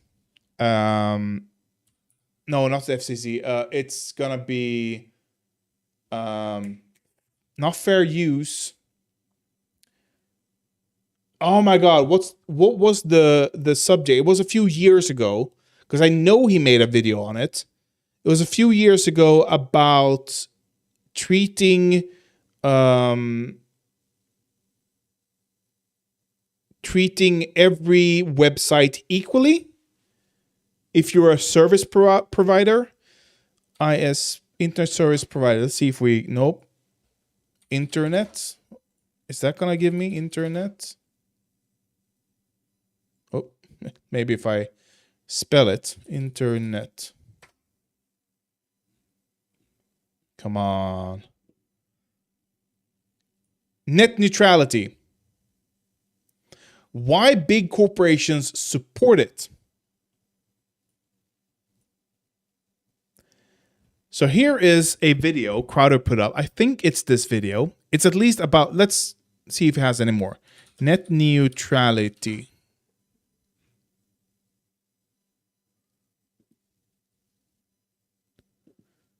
So here, 11 years ago, he made a video on it. But I know this is the video. I've seen this video. You can throttle conservative content. You can tell net neutrality. So before we move on, I get that this is a sensitive topic. I want you to answer the question of the day, but I want you to watch this entire video first. Not only am I asking you, what's your opinion on net neutrality? Everyone's doing that, like, what's your opinion? But what's your opinion on today's sort of selective corporate outrage? Because that's what's surrounding net neutrality right now, is outrage over corporations, their control over the internet, while ignoring the world's biggest corporations who are ardent supporters of net neutrality. And that's something that concerns me and gets a little lost in the cracks. Both sides have arguments with merit. So I want to kind of get into those who are very pro net neutrality and why they believe so and why there's validity to it. Listen, I'm going to roll a clip here, and it's not because I don't like Philip DeFranco. I actually really like Philip DeFranco. I think he's one of the few fair-minded people on the internet. He's been invited on the show. Has more interwebs? I'm actually rolling this clip of Philip DeFranco because he's talked about net neutrality for a long time, and I think he's a pretty good representative of how opposition to, I guess, sort of the current allowing of lapsing of legislation feels. So let's let him set up that side of the argument. A certain cell service says, hey, if you go with us when you watch Netflix, that doesn't go towards your data cap. Or maybe it's with Hulu or whoever. Now imagine your broadband internet right in your home. All of a sudden you have Comcast. They say, hey, guess what? When you use Hulu, you get the top tier, the premium speed. And they have an incentive. They own a good percentage of Hulu. But then guess what? Netflix, Amazon Prime, those places don't get our fast lane for the internet. It's slower, it's clunkier. Maybe if Netflix or Amazon Prime, they pay us, we'll give them the fast lane. You gotta pay a tax if you want to go over our fast lane bridge. Imagine if Comcast or another ISP launched a competitor to YouTube, and then they could just slow down the speeds to YouTube for their customers. Which you could argue, and the chairman of the FCC now does. Well, hey, if an ISP is going to do that, the market will decide we don't want Comcast. The market will keep companies honest and fair, and no. You know how many people have Comcast and they don't want Comcast, but they have to have Comcast because there aren't really any other option? Again, I'm so happy I live in Sweden. But there's an irony there that we're looking at the same argument and seeing an entirely different conclusion. He's saying, could you imagine if your broadband company did what your mobile carrier company did? I'm going, could you imagine if broadband was finally as good as the mobile carrier plans out there? Exactly, right? Oh. Broadband was finally as good as the mobile carrier? This dude hates Steven Crowder today. Oh, he hates him. Exactly, right? He's talking about creating a competitor to YouTube. Yeah. And this is a guy who's been very outspoken, as we have, about YouTube selectively curating and censoring people. So I'm going to... Notice what he did there. Philip DeFranco wasn't opposed to a YouTube competitor. He was opposed to Comcast giving a fast lane to its own service and throttling YouTube. He wasn't opposed to the competition. He was opposed to the unfair competition. I'm going to come back to that, which is also why I find it kind of odd when people just gloss over something. Here's clip B. Google issued a statement saying the FCC's net neutrality rules are working well for consumers and we're disappointed in the proposal released today. Yeah, Google, huge supporter of net neutrality. We'll come back to that and go, yeah, well, of course. Because it shouldn't really affect them directly. Okay, few claims that come from net neutrality. Before I get to that, let me set up a worldview. Here's what I think is important. The reason Google is opposed or in favor of net neutrality is they do not control the airwaves, the landlines. They don't have the physical control anywhere. See you, Blaze. Thank you for popping in. They don't control anything physical. They only control you through the web. And if someone, like, say, Microsoft, decides, you know what, we're going to pay you to use Bing and throttle Google, that's going to hurt Google. That's why they are in favor of net neutrality, because you know what? They win with net neutrality. Okay, and again, please just hold your thoughts. And it's still a good thing. Net neutrality, because there are reasonable voices on both sides of this issue. It is nuanced, and anytime you get into tech dialogue, people can get really confused. Oh, yeah. So we're going to try and avoid doing that. Here's the deal. Do you believe that human beings are inherently prone to corruption? Yes? Okay, so do I. Do you believe that corporations are inherently prone to corruption? Yes. Do you believe that people/corporations are inherently prone to corruption the bigger and more powerful they get? Yes, we both agree. Now, do you believe the only exception to that is YouTube, Google, Facebook, and the United States federal government? If No. not, you're going to have some apprehension about net neutrality, okay? That's No. where the worldview comes in. So let's look at it through that lens. Here's some of the things that people claim with net neutrality. We need net neutrality because there aren't enough ISP choices, internet service providers. And the market, as I said, they don't have, it only has power if there are enough choices. Okay. Yeah. Do you know? I still oppose, or I'm still in favor of net neutrality, despite living in Sweden, where we have, for the most part, in most places, competition. I still oppose, or I still promote net neutrality. To this day, it's not a big issue anymore because net neutrality is won. But this is just to illustrate why he's so goddamn wrong. How easy it is to debunk a Steven Crowder video. You know who actually would most benefit and most love to see net neutrality repealed? Small rural ISPs. That's something a lot of people don't talk about. Net neutrality is government censorship. Title 2 makes rural internet providers applaud FCC move to kill net neutrality rules. I betcha. Now, this is an older video, so I don't know. Source? No. So I can't see the... I'm not sure if I can find the sources anymore, unfortunately. Just Verizon, Comcast, AT&T, it's easy to talk about big evil corporations and not talk about the smaller companies that would stand to benefit. So net neutrality can really harm smaller ISPs. Under net neutrality, as we have them now, ISPs have to... So the reason I can think why rural small scale, assuming they actually are small scale and they're not just part of a bigger network like the news networks, the local news are all are all owned by the same corporation who just forces them to say certain words.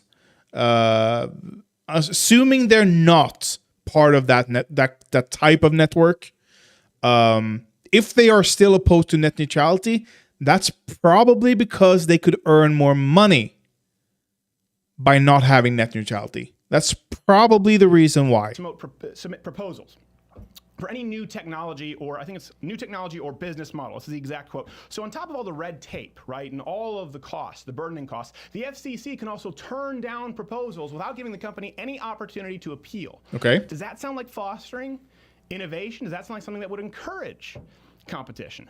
We also hear what that fucking we need innovation? to impose monopoly laws on ISPs. And So notice how he's talking about fostering innovation, but he's not giving any concrete proposals, really. Like, I know one of the proposals he's gonna make, or he's thinking about at least, is, well, if we remove net neutrality, then they can bundle things together. Like you can have free access to or fast access to Facebook and Twitter and stuff like that. The social media bundle, you can have that. How is bundling things together like that a benefit for me at all? I'm gonna come into the more technical issues later because I know he's gonna get into that. But there's no innovation here. It's only corporate greed. That's the innovation he's talking about. areas where there's little competition. So this goes back to kind of telecom communication companies, right? The real reason ISPs hate net neutrality regulation. You notice how he doesn't include the header. He doesn't include the website he's taking this from. However, the real reason, let's see if we can find this.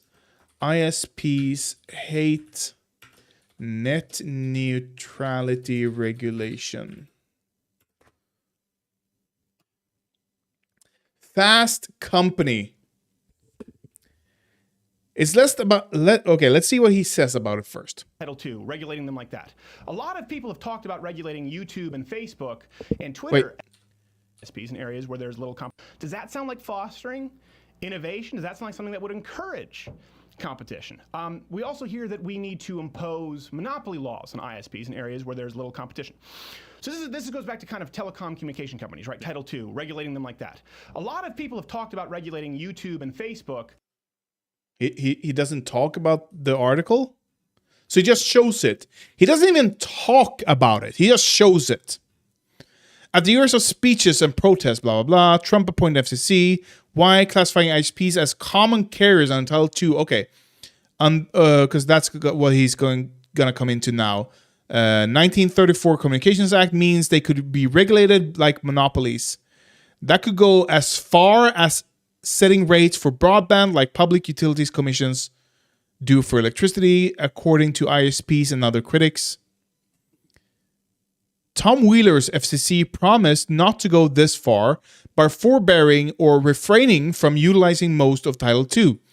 In finding that broadband internet access service is subject to Title II, we simultaneously exercise the Commission's forbearance authority to forbear from 30 blah, blah, blah.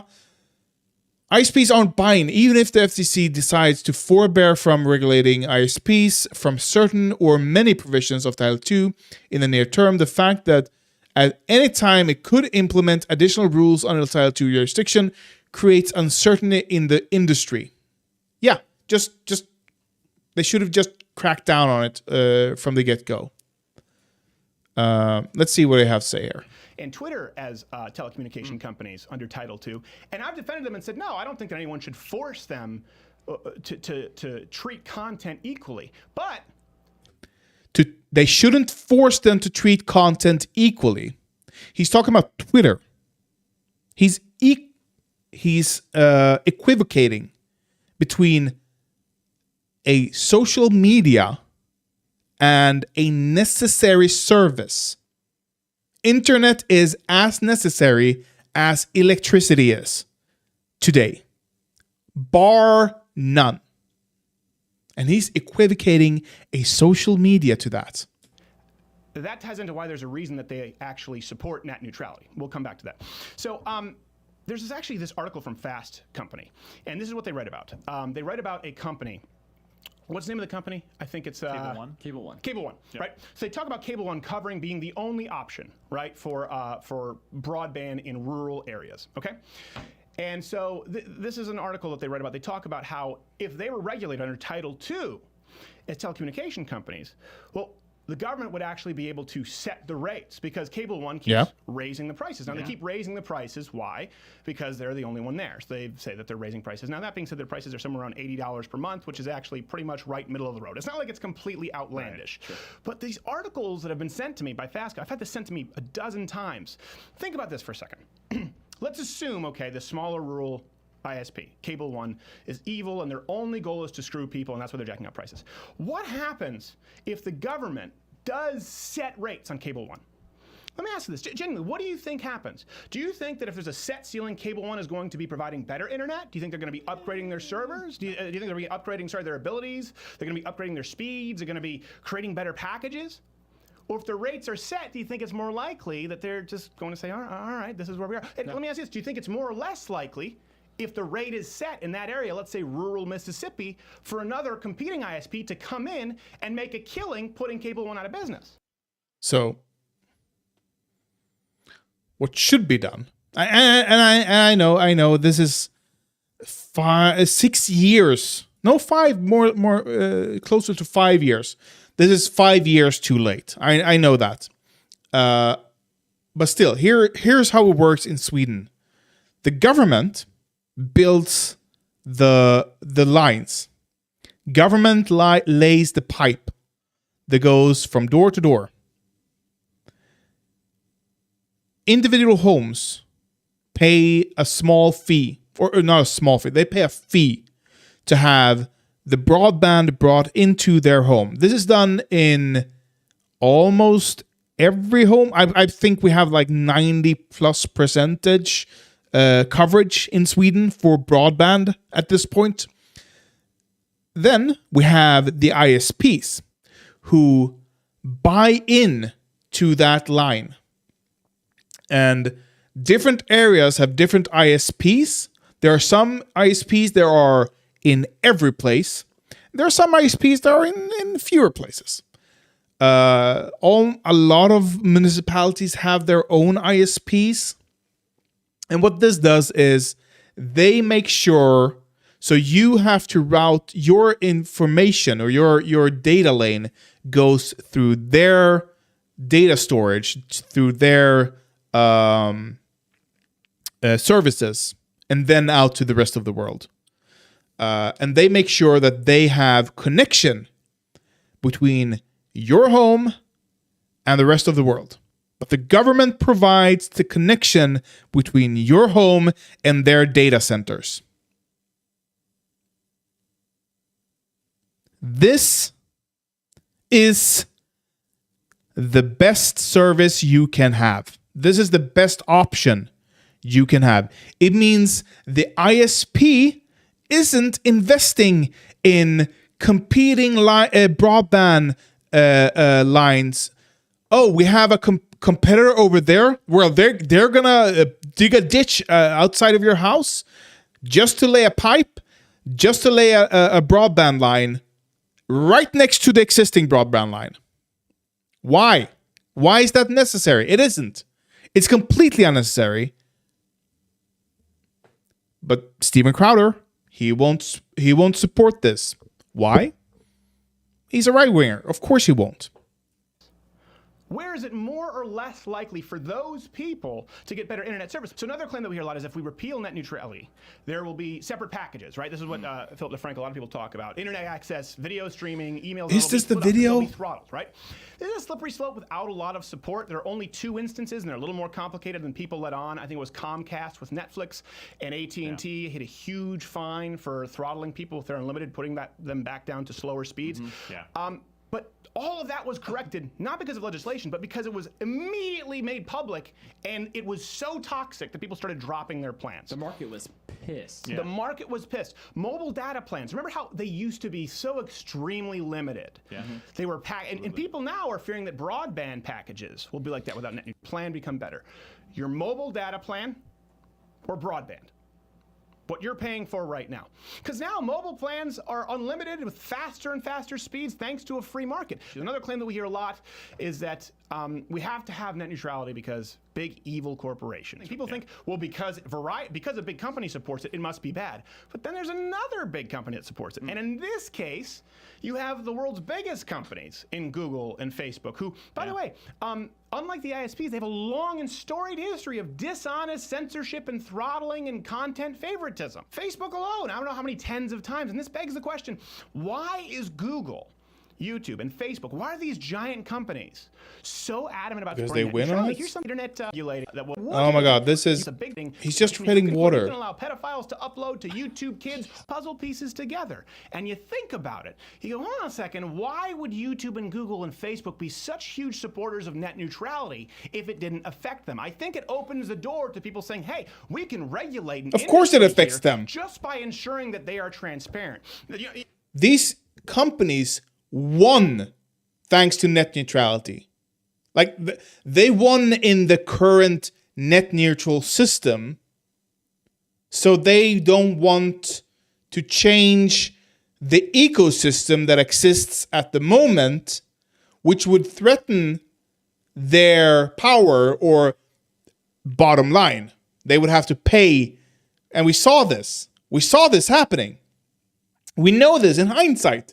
They had to pay to not get throttled. We saw this. We know this. Basically, the government is a referee at that point. The government is a referee with the other hand. You have a fence right here, right? You have a line. So people talking about evil small, rural ISPs as well. You have a lot of companies, okay? That's on this side of the line. But not a referee. It's not enforcement of a monopoly on the transfer of information. Certainly media, studies in their pocket, the biggest companies in the world. So if you want to talk about monopolies, I would certainly say that Facebook and YouTube has more of a monopoly on the transfer of information, certainly media, than Cable So One. much more. Than Cable One, Cable providing One. 700,000 households in Missouri.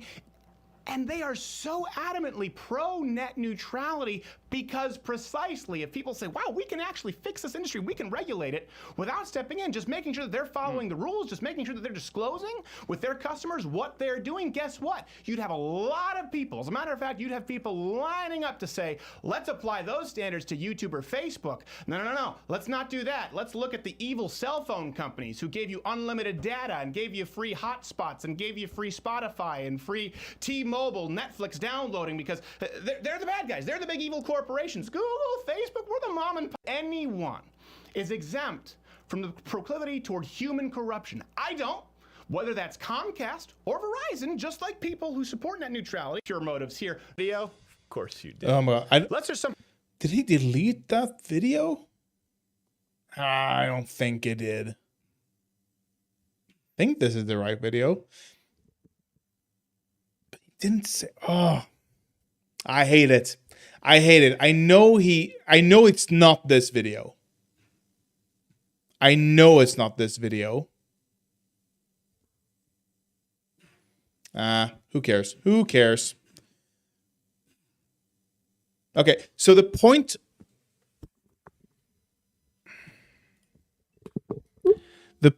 with net neutrality and why it's still an important issue, why you can't allow that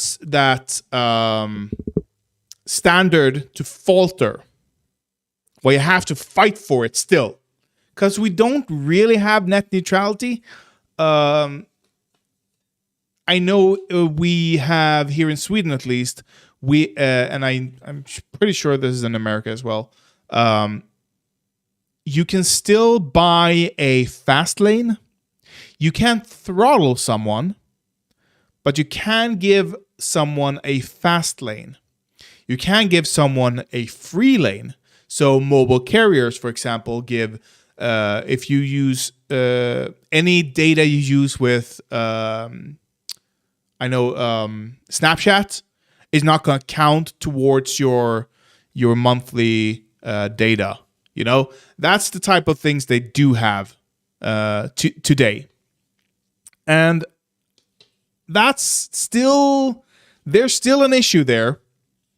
So here is how data under net neutrality is handled. If you, this is 1 byte. You have 1 byte download a second. Let's say that's one down, one up. You have you don't need much. You just browse the news. You go to Facebook to talk to people. You're not that interested in images or media in general. You just want to read. Okay, so you have 1 down, 1 up. Okay, this is 1 byte. What net neutrality does, because 1 byte is not sent, it is sent in small chunks over the airwaves or the landlines. And it's gonna be in your computer 1 little chunk at a time. And then, so while you're downloading the text message from here comes an image. Now this image is from a fast lane source. They allow you to send much, much more over the airwaves simultaneous or from this source than from this source. That's the fast lane, okay? So you go to a news source, you go to CNN.com, and it's going to download 1 bit at a time. But then you go to Facebook, and they allow you to download much, much faster. So you can download there. Where are you going to go? Where is it going to be more pleasant for you to go? Of course, it's going to be Facebook. So CNN doesn't get your revenue, or doesn't get revenue from you, but Facebook does, because Facebook's faster. Now imagine you pay for this speed, and that's what you get from Facebook. In this hypothetical, Facebook isn't paying for anything. You bought this speed. That's the speed you are supposed to get. CNN hasn't paid your ISP. They haven't paid off the ISP. They've been critical of the ISP. They think the ISP should be net neutral, and they have put out multiple statements about this. So the ISP chugs them. This is all that's coming through.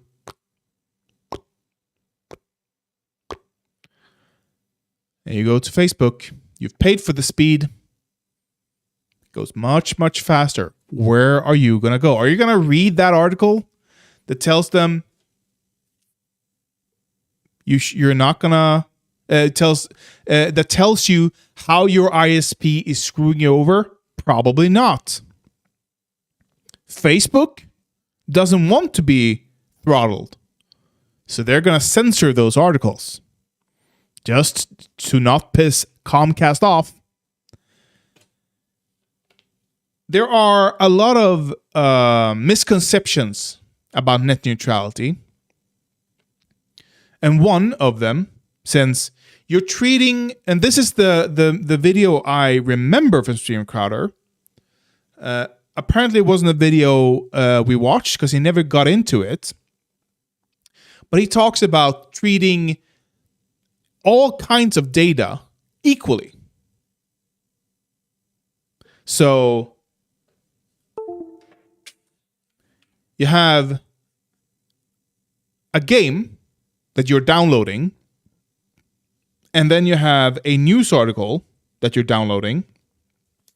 The way Steven Crowder, as I remember it, explains it is they're going to be downloaded equally fast, which is just stupid. Because the game, let's say, is 40 gigabytes large. The article is a few bytes.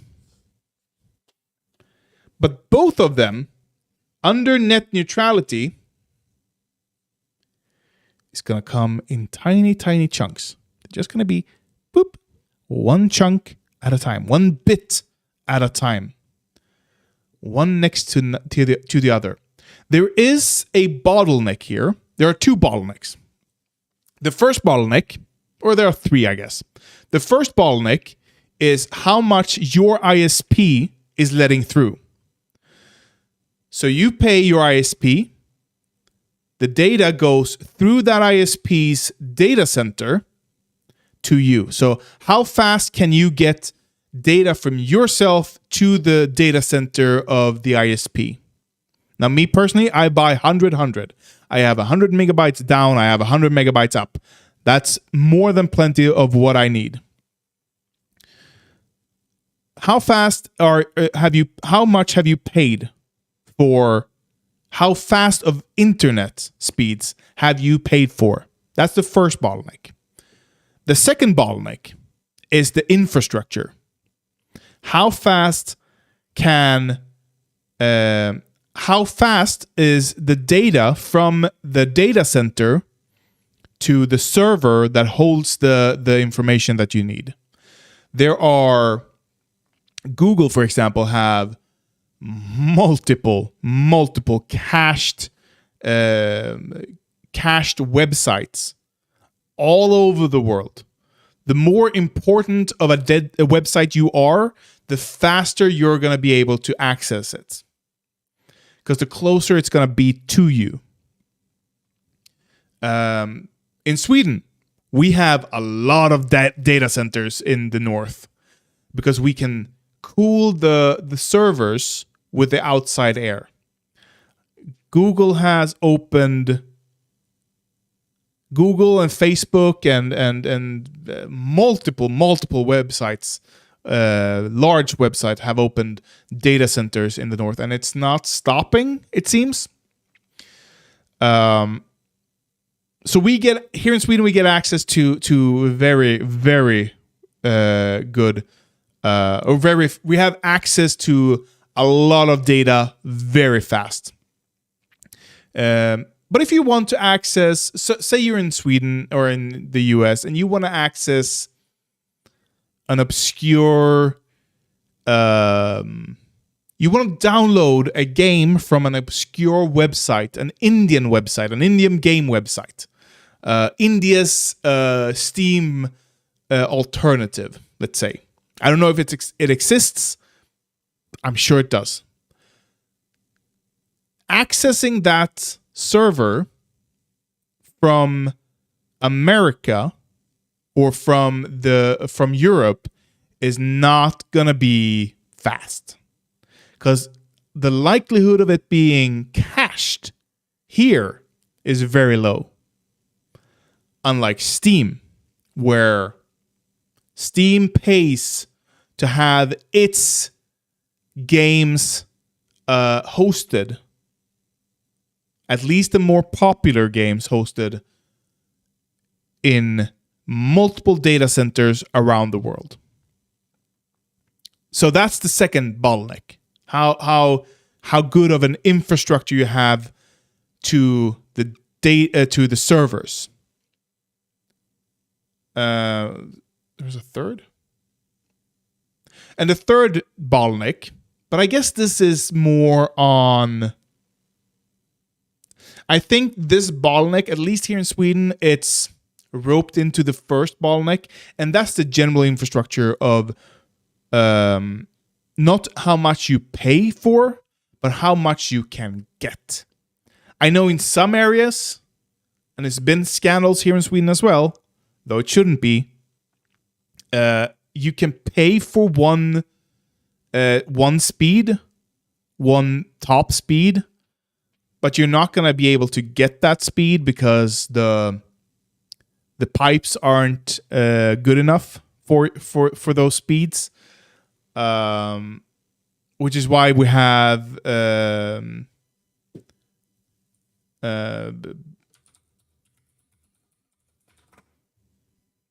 I don't know what it's called in English. Bredbandskollen.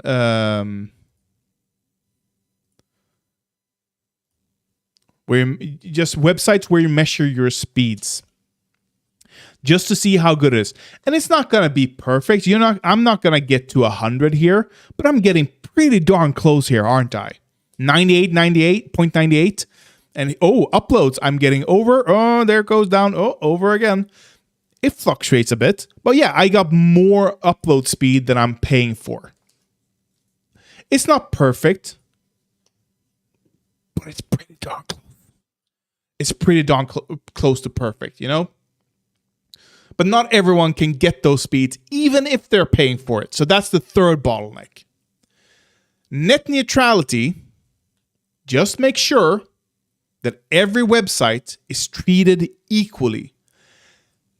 It doesn't matter where the bit is coming from. It only matters how large it is. That's all that matters. And everything that's sent over the internet is broken up into pieces. That's why if you download anything and you see it ticking up, that's how it measures it. It knows how big the files are, and it can or how big the downloaded folder or the downloaded information is supposed to be, and it can just calculate how big of a percentage a bit is, and that's how they calculate it. That's why, by the way, downloading percentage is more accurate than installing percentage. Have you ever noticed how installing something and it just jumps from 30 to 80% sometimes? That's because some things are more complicated to install than other things. So what you're seeing there isn't a percentage of when it's done. It's just a representation, a crude representation of how hard it is to install different aspects of the software. Pretty much. Okay, this wasn't the segment that I thought it would be, but that's okay. That's okay. Not everything can be a banger, you know?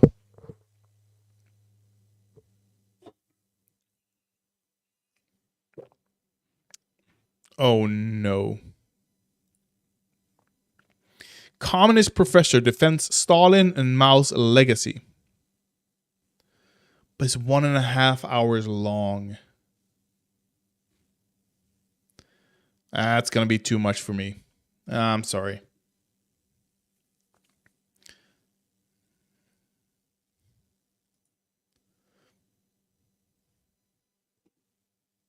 I can't be bothered.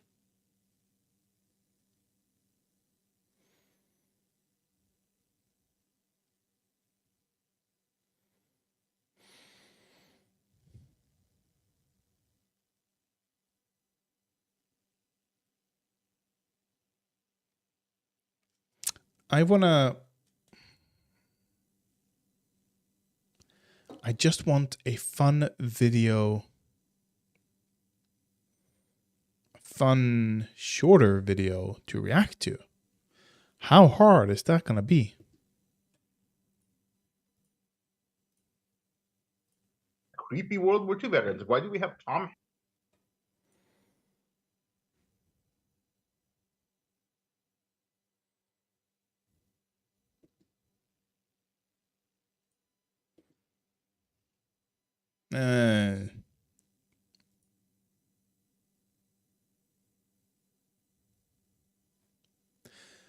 Okay. Okay. I've talked about the Nord Stream pipeline before. And people are leftists, I'm going to say, are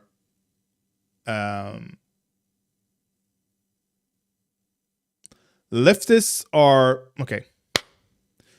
I've talked about the Nord Stream pipeline before and how we don't really know who did it. But leftists are pointing the finger at America. And it's a very easy target. It's a very obvious target for blame on this. Because it seems so obvious. Of course it's going to be America. They wanted to stop Russia from sending gas to Europe. Seems perfectly reasonable. And then last week, I think, an article came out. I'm Aaron Mate. From a Pulitzer Prize winning journalist who said pretty much that. I don't remember his name, but oh, here it goes. Seymour Hersh. Journalist Seymour Hersh. And he's pretty much just said, it's the Americans. But there's no concrete proof of this. And all the article says more or less is, well, who else? Let's see what I'm going to add why it might be Russians, which I didn't know last time I spoke about this. But let's listen to this video. It's a short video, 6 minutes. Let's see what they have to say. And then I'm going to come back and talk about why it might be Russia. Sitting in for Jimmy Dore here with Americans comedian Kurt Metzger. And we're talking about Seymour Hersh, who has exposed so much in his career, the My Lai massacre, Abu Ghraib torture scandal. And now he's reporting that the U.S. blew up the Nord Stream 2 is being ignored in the U.S. media. And to the extent it's being acknowledged, there are people trying to poke holes in it. When this is a reporter with a very, very impressive track record, and that's why he's won. But he has no sources. There's nothing there. Every award you can possibly imagine. So Seymour Hersh is being ignored by the U.S. media, but he's getting more of an audience over in Europe. So here he is speaking to a German outlet called Activism Munich and talking about some of the attacks that have been thrown his way for reporting that the U.S. blew up the Nord Stream 2. Could you possibly talk about a source? I've written many stories based on sources, unnamed sources, constantly. Of course, if I name somebody, they'd be fired or worse, jailed. I mean, for absolutely, the law is so strict now. I've never had anybody exposed. And of course, when I say, as I did in this article, a source, period. That's all I say. And over the years, the stories I've written have always been accepted. But, you know, a personal attack is so stupid. It doesn't get to the point. And the point is that, you know, you're not going to like the point. The point is Biden chose to keep it cold this winter. The president of the United States would rather see Germany cold than Germany possibly not support him in the Ukraine. And that, to me, is going to be the devastating thing. If that's Biden's stated goal, if he did that, you know what? I agree. That's a good, we shouldn't be reliant on Russian gas, Russian oil. That's fucking insane. For this White House and for me, and I think for the people on the mission and others.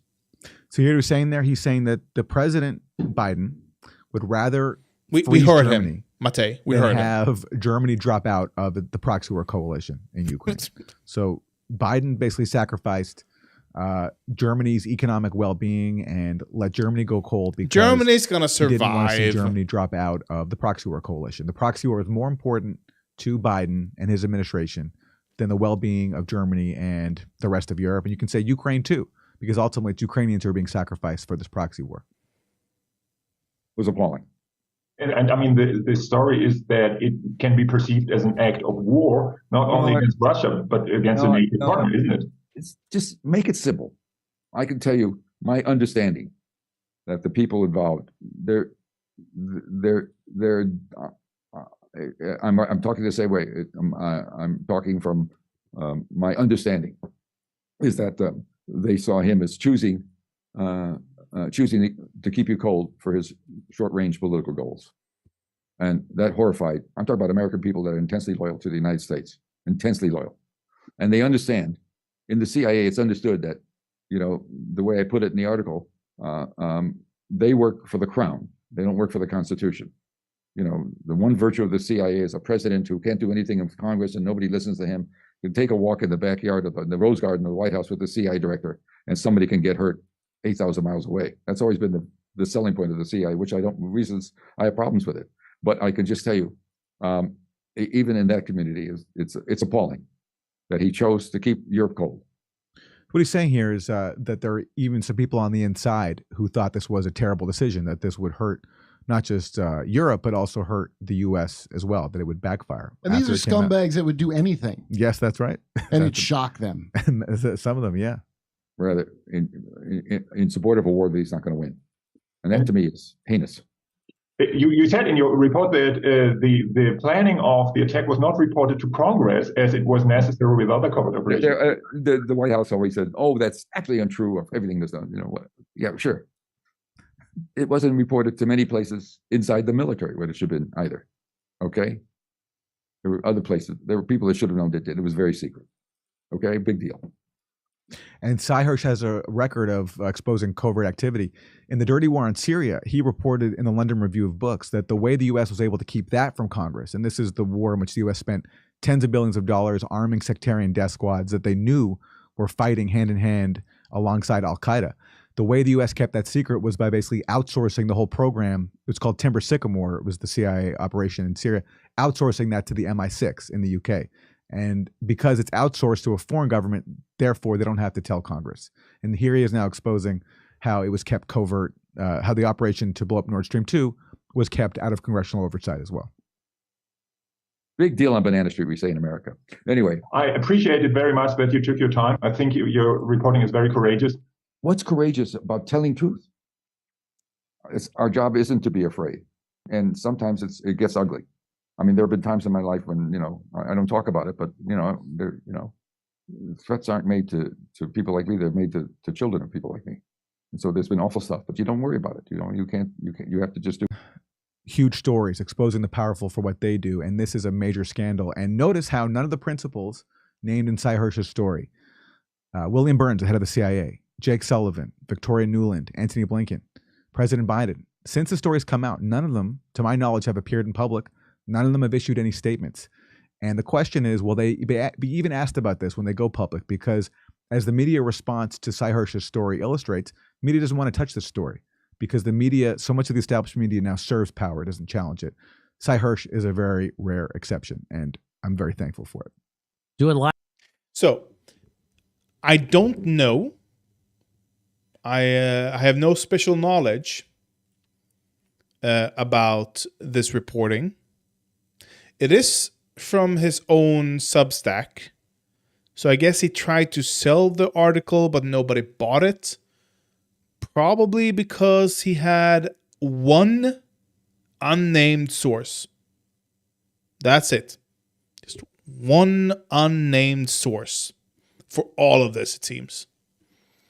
And here is the most damaging, I guess, part.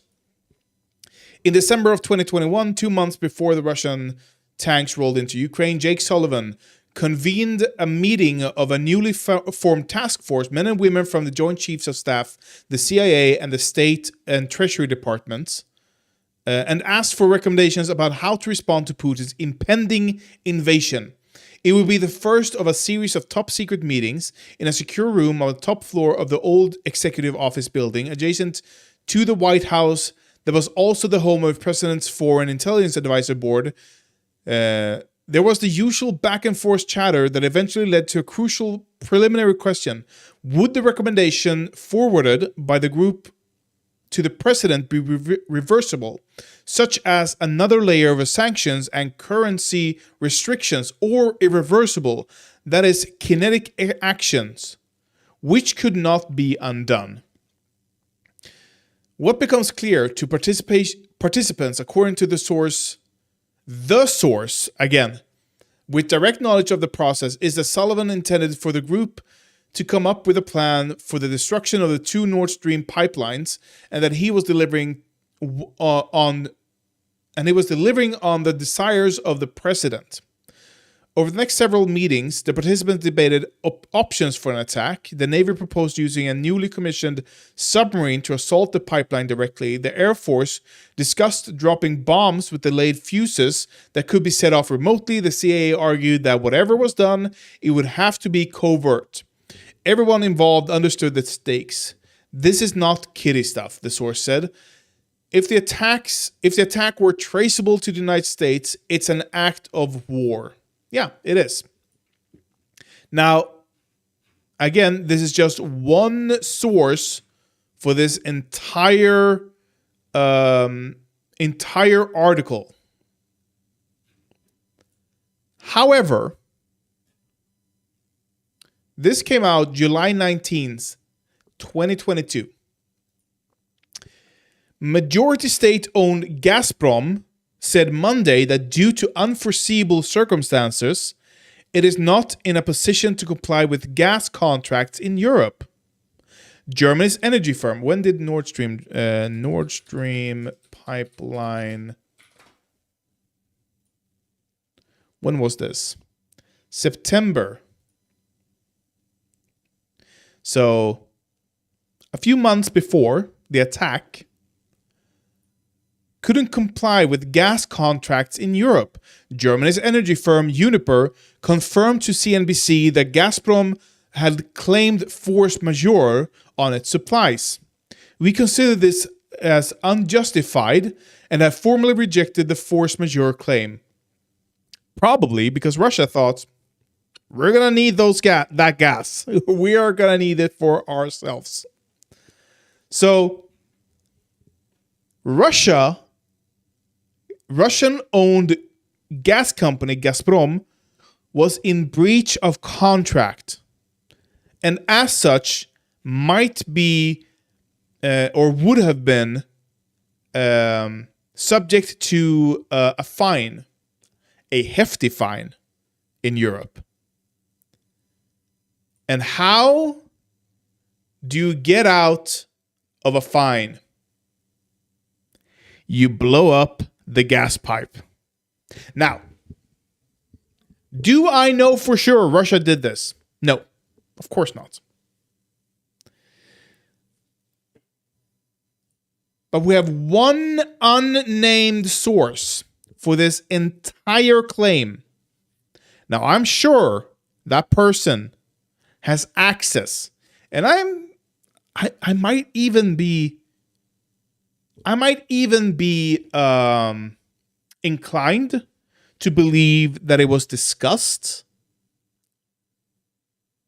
But why would America, why would the CIA, the US Navy, the whatever, blow up a gas line that wasn't even in effect?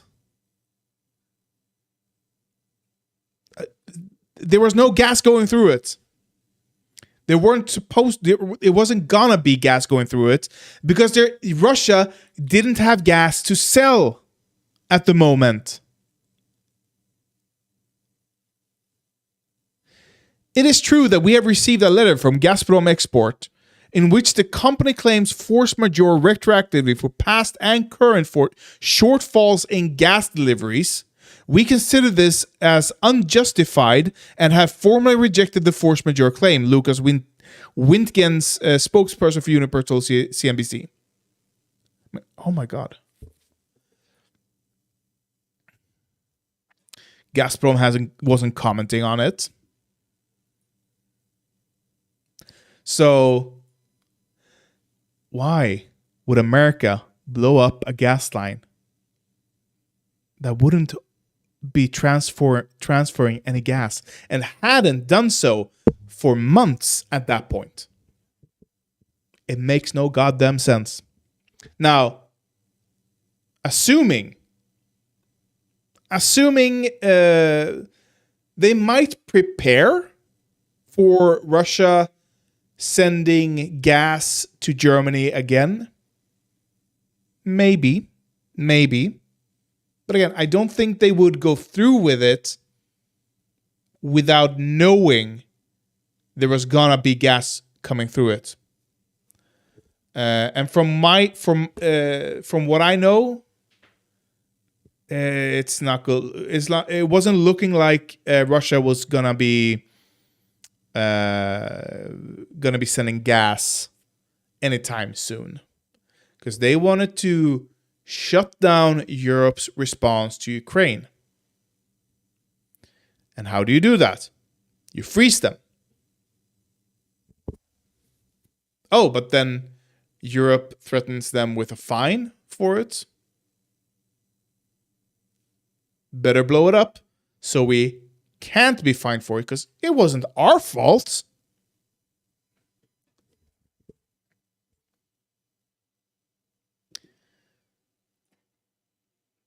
Yeah, so I don't take this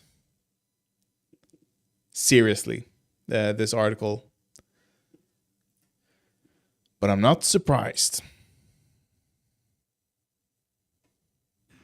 Okay, that's gonna be. I'm not entirely here. I can feel that, but I haven't been here for the entire week, so it feels good to be back.